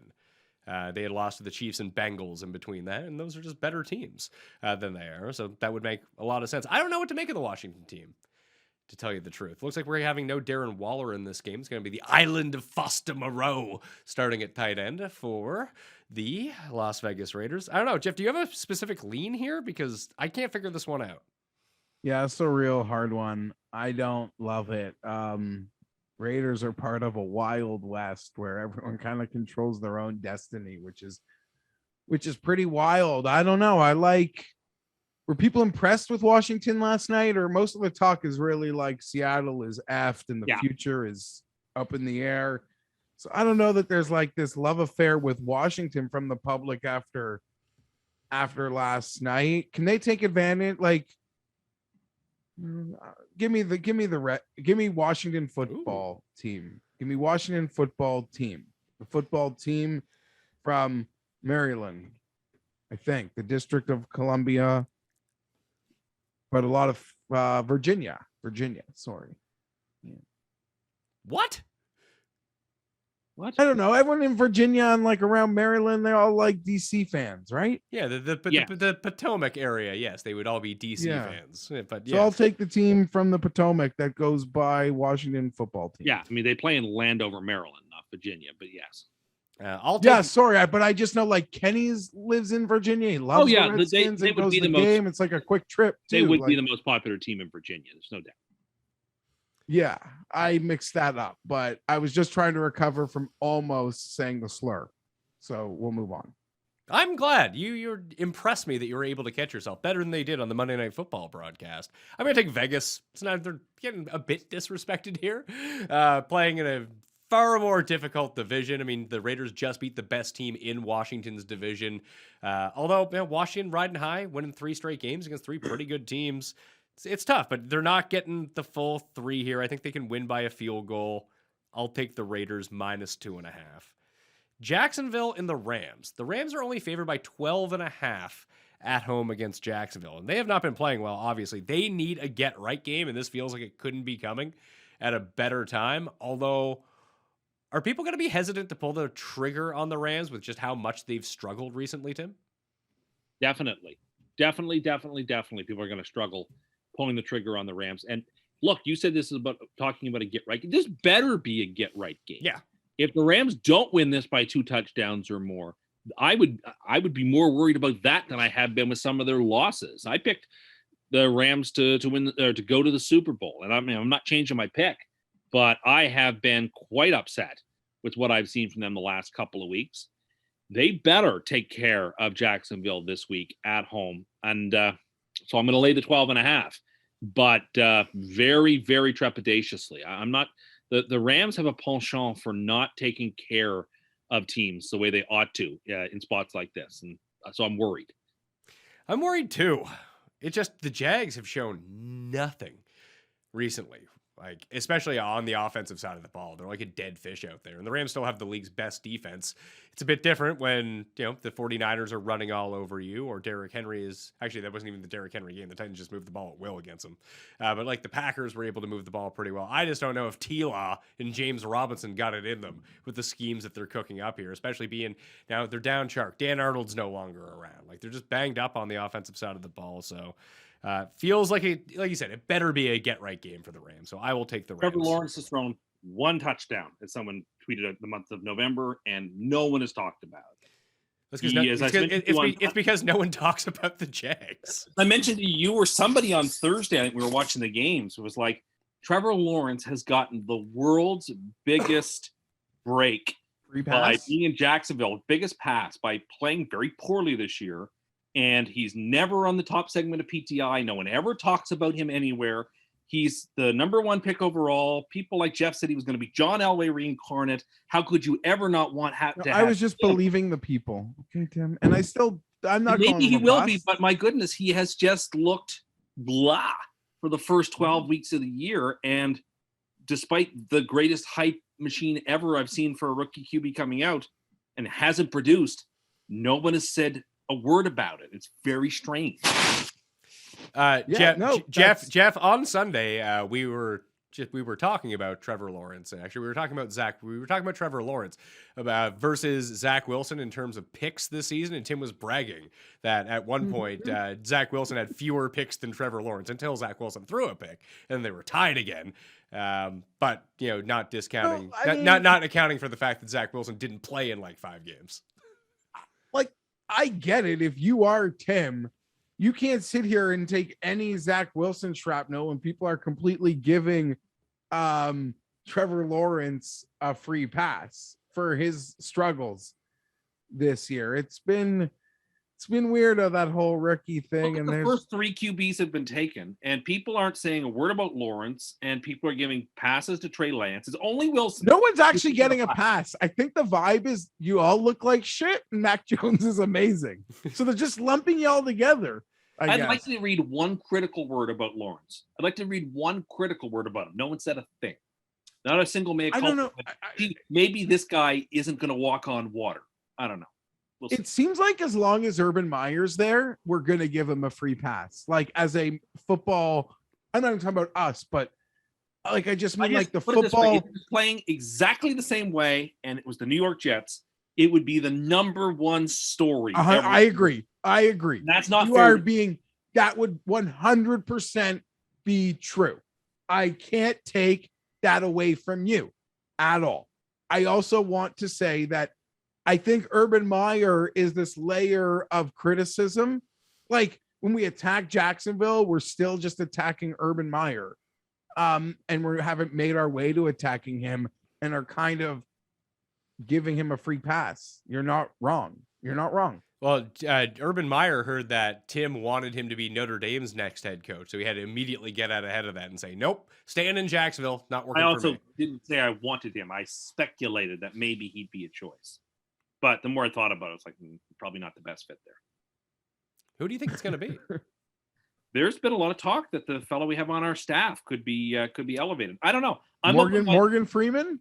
I'm Marcus Freeman. Marcus Freeman. I am open-minded to who they bring in. I think that Swarbuck will either elevate or hire the right person, and I'm open-minded about it.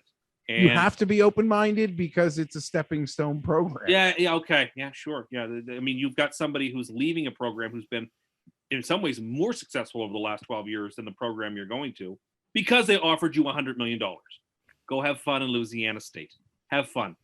It was nice knowing you. See what happens when you try to yell and browbeat people. Yell at people and browbeat them on the sidelines. How that will work in the SEC. Will he even be they just fired a coach who won the national championship less than 2 years ago. And Brian Kelly is going to last there? Okay. Have fun. I like this for him. Let him get fired after 3 years. He'll give us such a for him, I guess. Yeah. Enjoy having them, Louisiana State. So It's all Notre yours. Dame's been the more successful program despite LSU winning the national championship 2 years ago. Well, the Irish have been to the playoffs and the national championship game more. How has that really worked out for them? They win those? They close in No. those? They covered last year, And what was the spread? 17.5. Oh, it's impressive stuff. And they cover that with the And back door in the fourth quarter? And they could very well make the playoffs this year. I think Brian Kelly wanted to get out before they lost by like 75 to Georgia. All right. See ya. Bye. Look, you can go through my Twitter feed with the amount of times I have been demanding he get fired. So there's no one shedding a tear here to watch Brian Kelly leave. He sped away. Goodbye. See ya. Enjoy taking a step down to a place where expectations are just as high and you won't succeed, but have fun, I guess. Well, it'll be tougher to succeed because they don't play like the biggest jabroni schedule in all of football. They actually have to play real teams. Oh, yes. I forgot the SEC doesn't play a bunch of Div 2 teams every year. Oh, wait. Yes, they do. You know who doesn't do that? The University of College Football. We don't play Div 2 teams or something. Do you know why Notre Dame plays their games outdoors, Jeff? So that the Lord can look down and watch his team every Saturday. Tim's golf takes really mesh with his Notre Dame fandom. Things that were popular in 1969. Whatever, man. The Irish are good again this year, and next year they're going to be a top 3 or top 4 team with a lot of people coming back. And whoever Swarbrick brings in as a coach, I will trust. And I think they start the year next year at Ohio State. But yeah, the Irish don't play a tough schedule. Okay, sure. And what are the rest of their games? Who's the other tough team that they play? They have to play I would have Cincinnati to again? pull up the whole thing. No, they don't have to play Cincinnati. Oh, but I have to bring up the whole I thing. bet you they have to play Army, though. No, Navy, obviously Clemson, and then the usual Stanford, USC, the usual rivals that we often have. Purdue, I think. So anyway, you can criticize and laugh all you want, but the Irish won all their rivalry games this year. They've got a reasonable shot to make the playoffs. And even if they don't, well, then I'll get to watch them in the Sugar Bowl or the Rose Bowl or something. And that'll be fun. And you know what? Not having Brian Kelly there, we'll be fine. We'll be fine without him. We may be richer for having lost him. Jeff, I thought it was fun. I guess I follow a whole bunch of people who have like really strong Oklahoma ties on my Twitter feed who were like very triggered. Lincoln Riley left to go to LA. Like, what sensible person wouldn't do that? Yeah. For the same money? Well, Oklahoma has no state tax, and Southern California has Yeah, a ton. here's the thing, Tim. You can live in all these states with the no state tax, or you can just get paid way more and live in LA.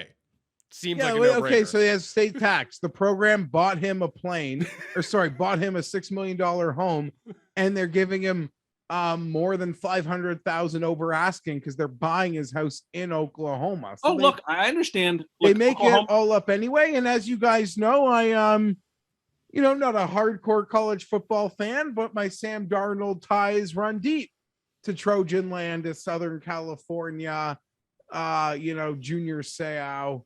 Those are my guys. Been a handful of Trojan games over the years, and I would love to see them return to prominence. And he's probably going to crush LA and be amazing. Like, he does so good recruiting in LA now.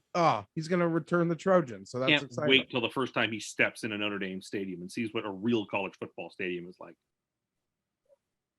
No one is debating Notre Dame has a nice, like, historic special stadium. I don't understand what you're I don't like Southern Cal. I've always hated Southern Cal. They cheated against us and kept us out of a national championship game a few years ago. I don't care for them. I don't like them. Hold on. Are you talking about the Bush push? Yeah. That wasn't a few fucking years ago. That was almost 2 decades ago now. Or whatever it was. They were stripped of that title, of course, because of Reggie Bush being ineligible. Couldn't have been happier to see those banners come down. They didn't deserve it. And anyway, I got nothing but contempt for USC. Good luck. I would rather be in Norman than coaching USC, but that's me. Imagine being in fucking Norman, Oklahoma. And being the biggest fish in a small pond. Yeah, that sounds great. Where everyone's favorite pastime is methadone. Like, come on now. Well, okay, Man. sure. Yeah, okay, all right, fine. I wouldn't want to coach Southern Cal. Goodbye. I mean, just live in Southern California. It sounds fantastic. I tried to convince my wife to go there. and just she No, didn't, she I didn't would want not want to live in She Los did. I Angeles. mean, listen. If you were living in California, San Francisco would be much nicer. Oh, than I Los don't want to. Angeles. I don't want to go to fucking San Francisco, spend all my money, and not get to bask in the amazing weather of California. Move me somewhere. kidding? Move me somewhere in Oh, between, like close. LA and San Diego.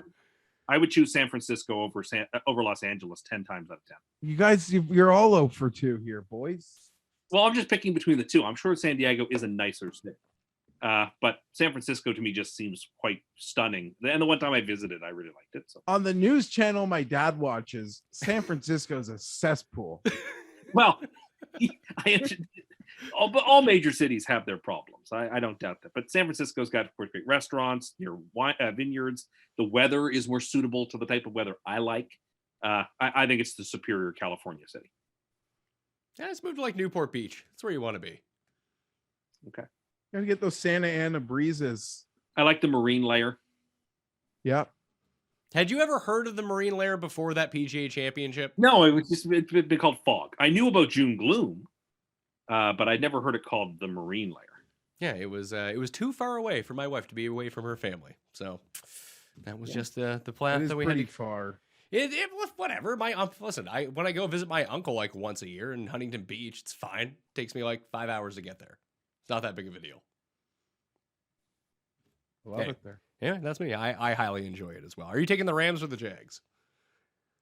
I'm taking the Rams, but I was really tempted, just like I was really tempted to take Houston. We did this The last Rams. week. The 4 of us took the Rams. Then Green Bay beat the shit out of them. So that's always fun to see. Baltimore at Pittsburgh. 4.5 is the number for the Steelers at home. 44 is the over-under. I shall make it simple. I'll take the Ravens to crush the Steelers in this game. Oh, That was easy. yeah, I guess I'll take the Ravens too. I really shouldn't. Can't remember the last time a spread between these two teams has been this lopsided, with the Steelers at home getting 4.5 points. Goodness gracious, how the tables have turned. But yeah, I have to take Baltimore here. I just do. Geoff? I'm going to be the fool, I guess, who takes Pittsburgh, and I don't really know why, but just seems like a lot of points at home. Pittsburgh always finds a way to. And the Ravens play down to opponents. Let's not be let's not forget that the Ravens have played down to a lot of bad teams. I just think it's going to be a really close game. Hopefully, it's bad weather. I guess wait this one out. Like, I'm not looking to bet it, but who the hell would want to bet like their own money on Pittsburgh right now? So I can only see that number getting bigger through the week. It feels like this game and the next game are very similar. Maybe I'm just way off on this because the next game is San Francisco at Seattle, and the Niners are 3-point favorites in Seattle. Like, this is easy Niners for me. I feel like these lines are not properly adjusted because people still have this faith in Pittsburgh and Ben and Seattle and Russell Wilson right now that they shouldn't, because these teams are bad. That's a fair take. With the Niners, though, I think I would wag a little bit of a finger and say they have done some stupid stuff this season. And, they lost to the Seattle team once already. So it's not like it's incomprehensible to imagine they might lose to them again. The Niners did everything in their power to try to give that game away to Minnesota last week. That game came down to the very end because the Niners couldn't close the door. And I really like the San Francisco team. Like I said, I think they're much better than the record indicates. And they're a genuine threat to win it all. And yet I'm taking Seattle against the number in this game. I think that the world will be on the 49ers. I don't think there'll be many people betting on Seattle in this game at all. People just watch Seattle completely play terribly on Monday night. The game was so bad they flexed it out of Sunday Night Football because it's so unwatchable. And I am going to take Seattle in the home dog spot in division. And I don't know. I'm just playing an intuition here. The Niners should win this game comfortably, but I just feel obliged to take Seattle. You want to take Seattle? If you want to take Seattle, wait till Sunday to bet Seattle against the spread is all I'll tell you. Yeah, when it gets to like 4.5 or 5. Yeah. You're like 7. Yeah. I don't know if it ever gets to 7, maybe 6. Tim said it for me. I mean, these aren't looking to bet, but I'm going to take both these fucking pathetic home dogs, and no one in the world wants to bet in this afternoon slate right now. and wait. I don't think that you're getting enough points on either of them. I really don't. I really want San Francisco to win. I got these San Francisco futures now. I'm closet 49er fan, I guess, or not even. But I don't know. One more roll of the dice of this dead fish in Seattle. Do you think that San Francisco, the city itself, is now cursed now that Tim says he wants to move there? No. I also didn't say I wanted to move there. I said if I were to live anywhere in California, no doubt in my mind that San Francisco would be a nicer place to live than Los Angeles. Oh, see, I thought you would have said like Napa Valley because you could have your hobby farm out there and maybe start drinking some wine. And Napa's really close to San Francisco. Sonoma's right by there. Like Tim's more of a Palm Springs kind of guy. I mean, Palm Springs sounds pretty legit. I've never been to Palm Springs, but apparently you can smoke in the airport, so I'm all in. Yeah, it's a very hoity-toity. Yeah, it's a very flavorful place. Beautiful. So I'm the only one taking the Niners here? I love the Niners. In fact, I hope you're right. The shortness of the number makes me want to pick Seattle more. Listen, look, that's how I felt about the Giants-Miami game, so I can't really criticize any of the picks here.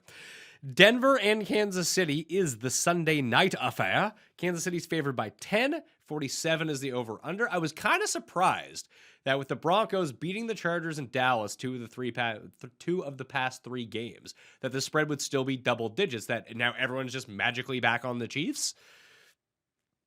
I'm surprised. It got bet up, Pat. Apparently there were like 9s out. And apparently, at least, the sharps, as they call themselves, like bet it up quickly to 10. And in some places, I might have even seen more than 10. Are we willing to trust the Chiefs? Like, I mean, it's Andy Reid coming off a bye. How could he ever not cover? I'm playing against the Broncos in this game. I think the Broncos played a little bit over their heads last week. And the Chiefs, Randy Reid teams do play really good coming out of buys historically. That is true. It's not a narrative. That's a factual statement. And the Broncos, I think, that overperformed. Teasing the Chiefs down. They're the 4th part of the parlay. I like the Chiefs to cover the number. I think that NBC picked the wrong game. I think this game's going to be a rout. I think the Chiefs are going to win this game like 37-17 or something. Well, what would have been the game? Chargers-Bengals? Yes. I thought that would have been the game I would have taken. It would have been an opportunity to have those 2 top-tier QBs that people want to see in prime time, et cetera, et cetera. I just think it'd be a more interesting, exciting game, and there's structure. You can talk about Chase, and you can talk about Bosa, and you can talk about Herbert, you can talk about Burrow, and it's Cincinnati. Could be cold. It might even get some snow, which is better for TV. The winner of the game is in first place, Tim. Like Denver wins, and that's what I said last week. Like I was confident about the game. I can't deny that. I thirsted for playing Denver. I wish maybe the schedule had me playing them a little earlier, where they were sort of in that loss zone, and maybe unfortunate for the Chargers to get them out of a bye. And maybe as good as the Chargers DVOA stats are, we are pretty predictable on offense, and Fangio was just right up our ass the whole game. It felt like the pressures were nonstop. Denver had a bye. As I was worried on both the show I did with you guys and getting to join Pat and Rob last week, I had no doubts they had a haymaker coming for us. I thought we could withstand it. We could not. And they win this game. It's a 7-5 tie, and maybe the Chargers in Oakland could also end up being 7-5, or it's crazy what can happen there. But Denver is playing for first place in the division in December. Like, that's just the truth. They win there in first. You buying anything into the Chiefs defense being not necessarily fixed, but a lot better than it was the first 5 weeks? Not really. It hasn't been good in 2 years, really. So no, I think this defense is still really, really flawed. But I also don't trust Denver's offense to really take advantage of it much. That's the other part. Yeah, like I just don't think the Broncos are in line to score very many points. As I said, I would peg them at 17. I don't know. I can't get on Denver here. I can't get excited on Denver here. I know that Kansas City has got to be the squarest of the square sides this week, but I'm there. I'm hip to be square. The fucking Broncos. They fumbled twice on the same drive. Oh, and then they score a touchdown. I was saying this to Paul. I think you hate the Broncos more than any other team. Because they literally, of the division, we've had our worst moments there. Like, whatever. The Chiefs, I like them. Denver is like a witching hour for us. And in a lot of cases, it's more painful because I feel like even when we're favored, we can't like get them right, you know? So I'll own that. That is true. There could be something to that point, maybe, Tim. I think it's yeah, true. no, I don't know. Then they get Melvin Gordon, your most hated. I just think that how the Chargers can't recover fumbles. I think they forced 14 and recovered 3 of them. It's funny you say that because when we were watching the Patriots game, Tim did point out that every time that the Patriots fumble, it just goes out of bounds. It's really weird. Every time. It was they like are the magic. luckiest team. No quarterback in the history of football would get strip sacked. Forget the tuck rule thing. No quarterback would a ball bounce back into their stomach like it's a basketball than Tom Brady when it was It like happens all the tomahawked out of his hand. It would literally, footballs never take clean bounces. Only for them. It was crazy. And I'm not putting anything, I'm not into conspiracies. He's the most perfect man on the planet. So of course fumbles will fall into his stomach. But it's happening again. Every time Jones loses the ball, the Patriots lose the ball, they just don't lose it. It's incredibly frustrating. I don't know. Yeah, they're the luckiest team imaginable every week. They're good too, apparently. which is why I can't wait till we get into this last game. Oh God. I gotta take Kansas City. Denver, Geoff, you're riding with Tim a lot this week because I'm going with the Broncos. So if Tim has a good week, you're going to have a good week. If not, I might pass you here for the overall lead. One of us, Geoff, come play. Yeah, I'm with Tim. Joining Tim. I don't know. I don't know. Give me Kansas City, Denver. I hope Denver wins, I think, because that would be better for the Chargers. Yes, it would. I don't know, man. You asked if, like, do I think the Chiefs defense is playing better? They certainly have more confidence, and I do like Spagnuolo, and they're getting Chris Jones going, Pat, and they got Melvin Ingram for free. I think they are playing better. Of course they are. I mean, yeah, it's tough to decipher because they haven't. I guess when they played the Cowboys were a little bit beat up at 9 points against the Cowboys, 14 against the Raiders, 7 against Jordan Love, and 17 against the Giants. Like if they're going to hold teams to under 20 points, they're going to win every game. Yeah. So of course they're playing better, and you know, while people were panicking, they never fell apart. Like they didn't lose that Giants game. Maybe if they lost the Giants game, things could spin. But in the end, like, you know, the Chargers fumbling, the AFC, I'm sure Chiefs fans, like, if I got to beat the Patriots, like, you look at them on paper, you're like, I'll play the Patriots. Like, I'll play Mahomes versus Mac. Like, that doesn't scare me. It all just worked out. And this Chiefs team, I mean, you've made some comparisons in the past, but I would say it's starting to feel like, I'm not like comparing the style of play or anything, but those like dynasty Patriots teams, Pat, that would just start so sluggish and slow. And it was just so much talk radio, talk football, like fodder to debate their state. And then in the end, you get to Christmas and they just control their own destiny. And they'll probably be where you thought they were going to be. Who's going to hold them back? Someone in this division? I could see. I'm trying to think about who like the worst possible matchup for the Patriots would be, and it might be the team that they're playing on Monday night because I really feel like this goes one of two ways. That New England asserts their dominance and bully balls the Bills, as the Bills are 2.5-point favorites here on Monday night. 43.5 is the over/under. Or the Bills just kind of show up and do what they do in primetime against good teams sometime and just beat the absolute shit out of them and beat them like 40-10 or something like that. Like I think it really depends on how the Bills start this game. If they can script a good package coming out, put some points up early, get one stop, I feel like they're going to have the Patriots. The Patriots haven't been punched in the mouth in a while, and it really hasn't happened with Mac Jones, but this is the type of team and the type of offense that can just kind of do it to you. If it turns into one of these like really sluggish games like the Patriots can play, they're going to win. But the Bills can jump out ahead of this. I like the Bills minus 2.5 here. I think it opened at 3.5. It's now down to 2.5. Everyone loves the Patriots. I think this is the Bills' time here, coming off the mini bye at home on a It's Monday back night to game. 3 now. Is it back to 3? Well, Back it to was 3, 2.5 yeah, when we back started to the show. I know. Back. It's been moving around all evening. I think Baltimore and Indianapolis are the hardest matchups for the Patriots, not the Bills. The Bills are soft. They're a finesse team, and I don't expect. And so the Patriots are a bad matchup for them. The better team is getting points here. I love the Patriots here. We're teasing them up. They're the last part of the teaser. I feel bad for Bills fans that, it's like the second, I think they said last night, this is the second time in like 15 years they've hosted a Monday Night Football game, and they're going to lose. And I don't think it's going to be all that competitive. I was at that game. And the Patriots are just going to bully them. And that's just the way it's going to be. The Bills are good against soft or bad opponents. New Orleans last week, prime example of that. The Patriots are going to assert. The Patriots are just better at coach. Allen's been fine, but Mac's playing well too. Like, I am not picking against Belichick. I am not picking against. I have watched too much AFC East football in my life.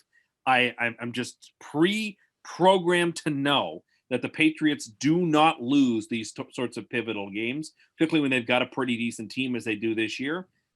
Go ahead and lay points with the Buffalo Bills against the Patriots. I think that's craziness. This game should be a pick'em or Patriots -1. It very well may end up going that way because I don't see. Anyway, I shouldn't make that prediction. Who knows where this game is going to finish? But I would be surprised if it finished at 3 for Buffalo. It should move towards the Patriots. That's where I am. I love the New England Patriots. So the Patriots +2.5 is your super lock? Well, I don't want to ruin the SEO for that, but yes, that is where I'm going to go with my super lock, and then I'm teasing the Patriots out. So Geoff, I'm on Team Bills here. The coin is with me on Team Bills.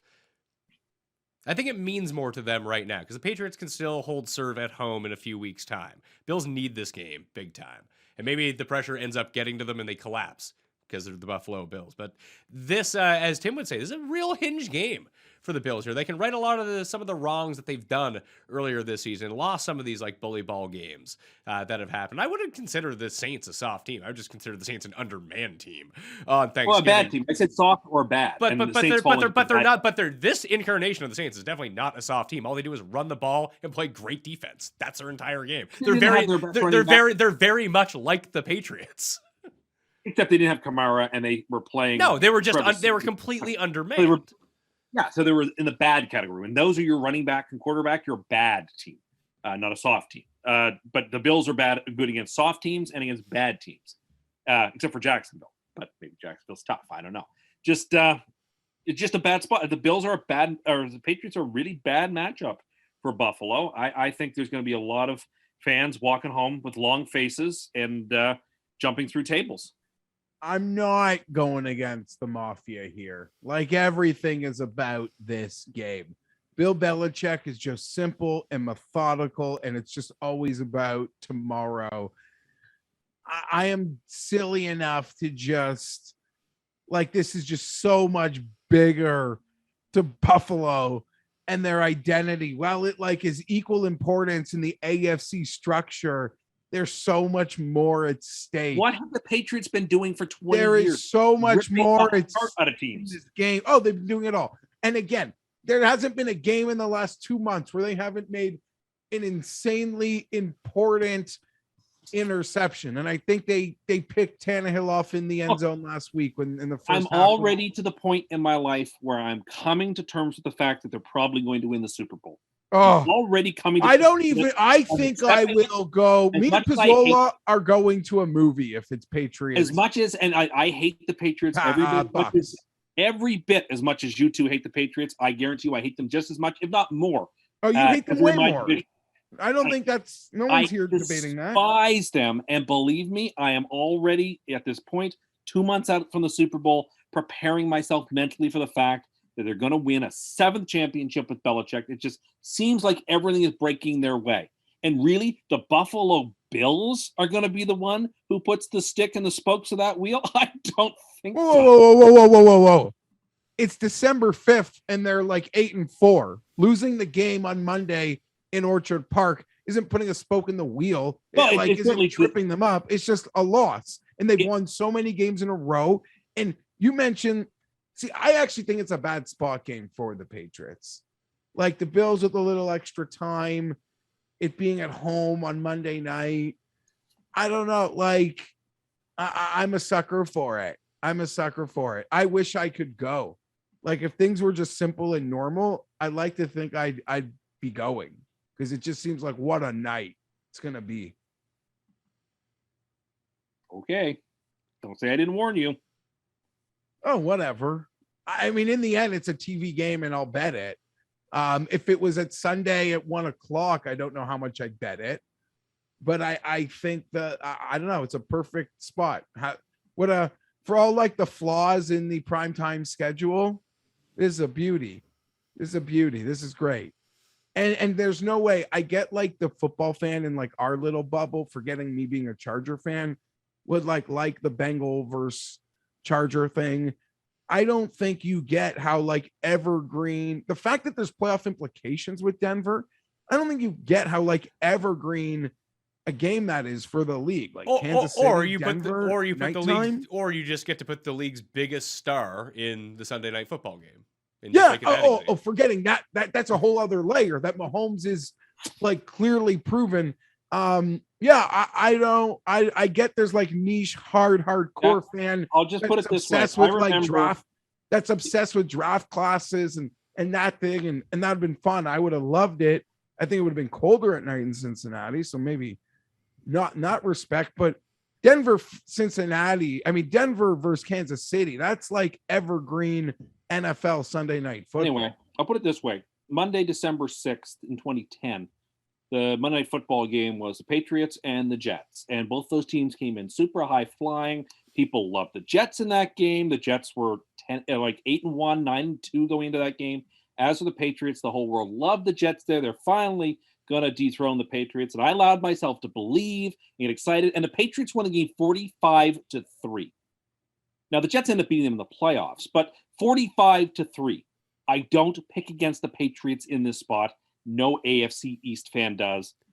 We just know. We just know how it goes. These things don't change. Some things are perennial. And the Patriots winning these tight games in the AFC East in prime time when the whole world is finally ready to back somebody else in the AFC East always ends in heartache. And, so here's the thing, Geoff. The Patriots won a Monday Night Football game 11 years ago, so that's why they're going to win on Monday night this week. Also, the whole world is backing the fucking Patriots in this game, by the way. Yes, they are, except for the people on this show who all think the Mafia are the way to go. No, sorry, guys. Okay. I'll let you. Do you want to go? Do you want to go just straight up on this game? I'll let you dig yourself out of the hole. The money you owe me. Yeah, sure. $200 on this game. Yeah, sure. Let's do it. Right. I feel very good about it. But Buffalo to win versus New England to win. $200 to me if Buffalo wins. $200 to. Well, I guess the debt is just canceled at that. Yeah, point. it would just be wiped That's off. $20 Subway gift cards if we're doing math that way. Well, yes, but think about all the extra money you would get with like the extra stuff that comes along with one of those gift cards. It's true. I will not take payment in Subway gift cards, by the way. Do you think that Subway will cater the box on Friday? No, I actually just got the menu for that. Oh, really? Is it good stuff? It's we're going to a fucking lacrosse game. It's like general food that they serve at arenas. What do you think is going on here? I don't know. I've never been in a skybox before that's been like catered. It's all a new experience to me. I don't know what I'm allowed to take, what I'm allowed to do. Yeah, you can't. I am paying for this. You can't fucking take anything. That's all I'm asking. I don't know. I'm just asking. We don't need to be the people apologizing for you to like the ushers that come by and us being like, oh my god. Is there DC? No, they don't serve soda at the game, Tim. Well, no, but you know that it's important to know what type of. I don't give a shit. Okay. Think I look into this fucking stuff? Buying the box, getting tickets to the game. Okay, fair enough. What's wrong with you? Locked. Do not fucking take anything off that cart, by the way. Stuffing your fucking man purse with shit. No, I won't. I was just wondering what the rules were. That's all. Like, I know if they like did take out that, like they would pack like a styrofoam container for you to take home. Oh, because if they're just going to throw the food out anyway. Like maybe they will. I don't know. But obviously, if those are the rules, and those are the rules, and I'll abide by them. What's wrong with you?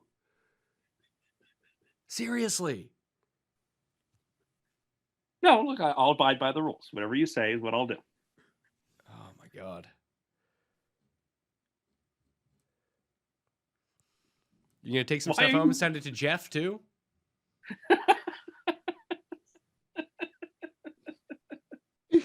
He thinks it's all like his to take. No, I don't. Just, I don't. Just Tim's world. You and we're weren't living in. warned. But like, if they were going to throw it out, Of course. Never mind. Never mind.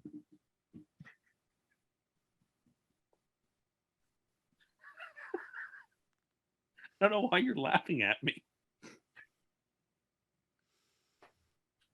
I'm not. It's okay. You're not. You're just laughing for other reasons. Okay. Yeah. I'll ask them if they have Coke products. How about that? I mean, if they don't, they don't. I'll live with it. I can drink like You get one. whatever their ginger ale is or whatever. Well, Paul said that you can't steal any of the amenities from the box either. You can't take their hand sanitizer. You're not allowed to take their paper towel. Nothing like that. Okay, fine. I'll do what I was just asking what the rules are. Is it like a hotel where things that are left behind you're allowed to take home with you, or is it not? And if it's not, great. Okay. I'm happy you're coming, but I'm starting to potentially regret this. No, listen, I told you I will do what you asked me to do. So if you say that that's the way it works, and that's Can the you way just it works, behave like a normal person? I will do my best. That's probably asking a bit much, isn't it? Oh my God. Superlocks for the week. You are taking the New England Patriots plus 2.5. Yeah, I wish I was getting the full 3, but I'll take the 2.5. That's what's offered. Well, you think they're going to win. What do you care about how many points they're getting? You always would rather have it nonetheless. Oh, okay. Around a key number. But I'll take the 2. Doesn't sound as confident anymore, Geoff, does he? No, not at all. So, He was quite confident. He had his 2010 anecdotes ready. Yes, and it was the exact same day on the year. Like I remember. Just anyway. Where are you going, Geoff? Because I'm torn between San Francisco and Baltimore.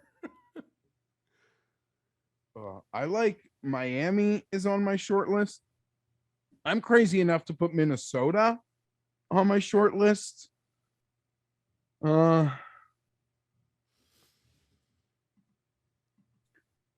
Shit. Give me Miami. Go Tua. Let's go. Keep Miami. Keep that rate 3. up.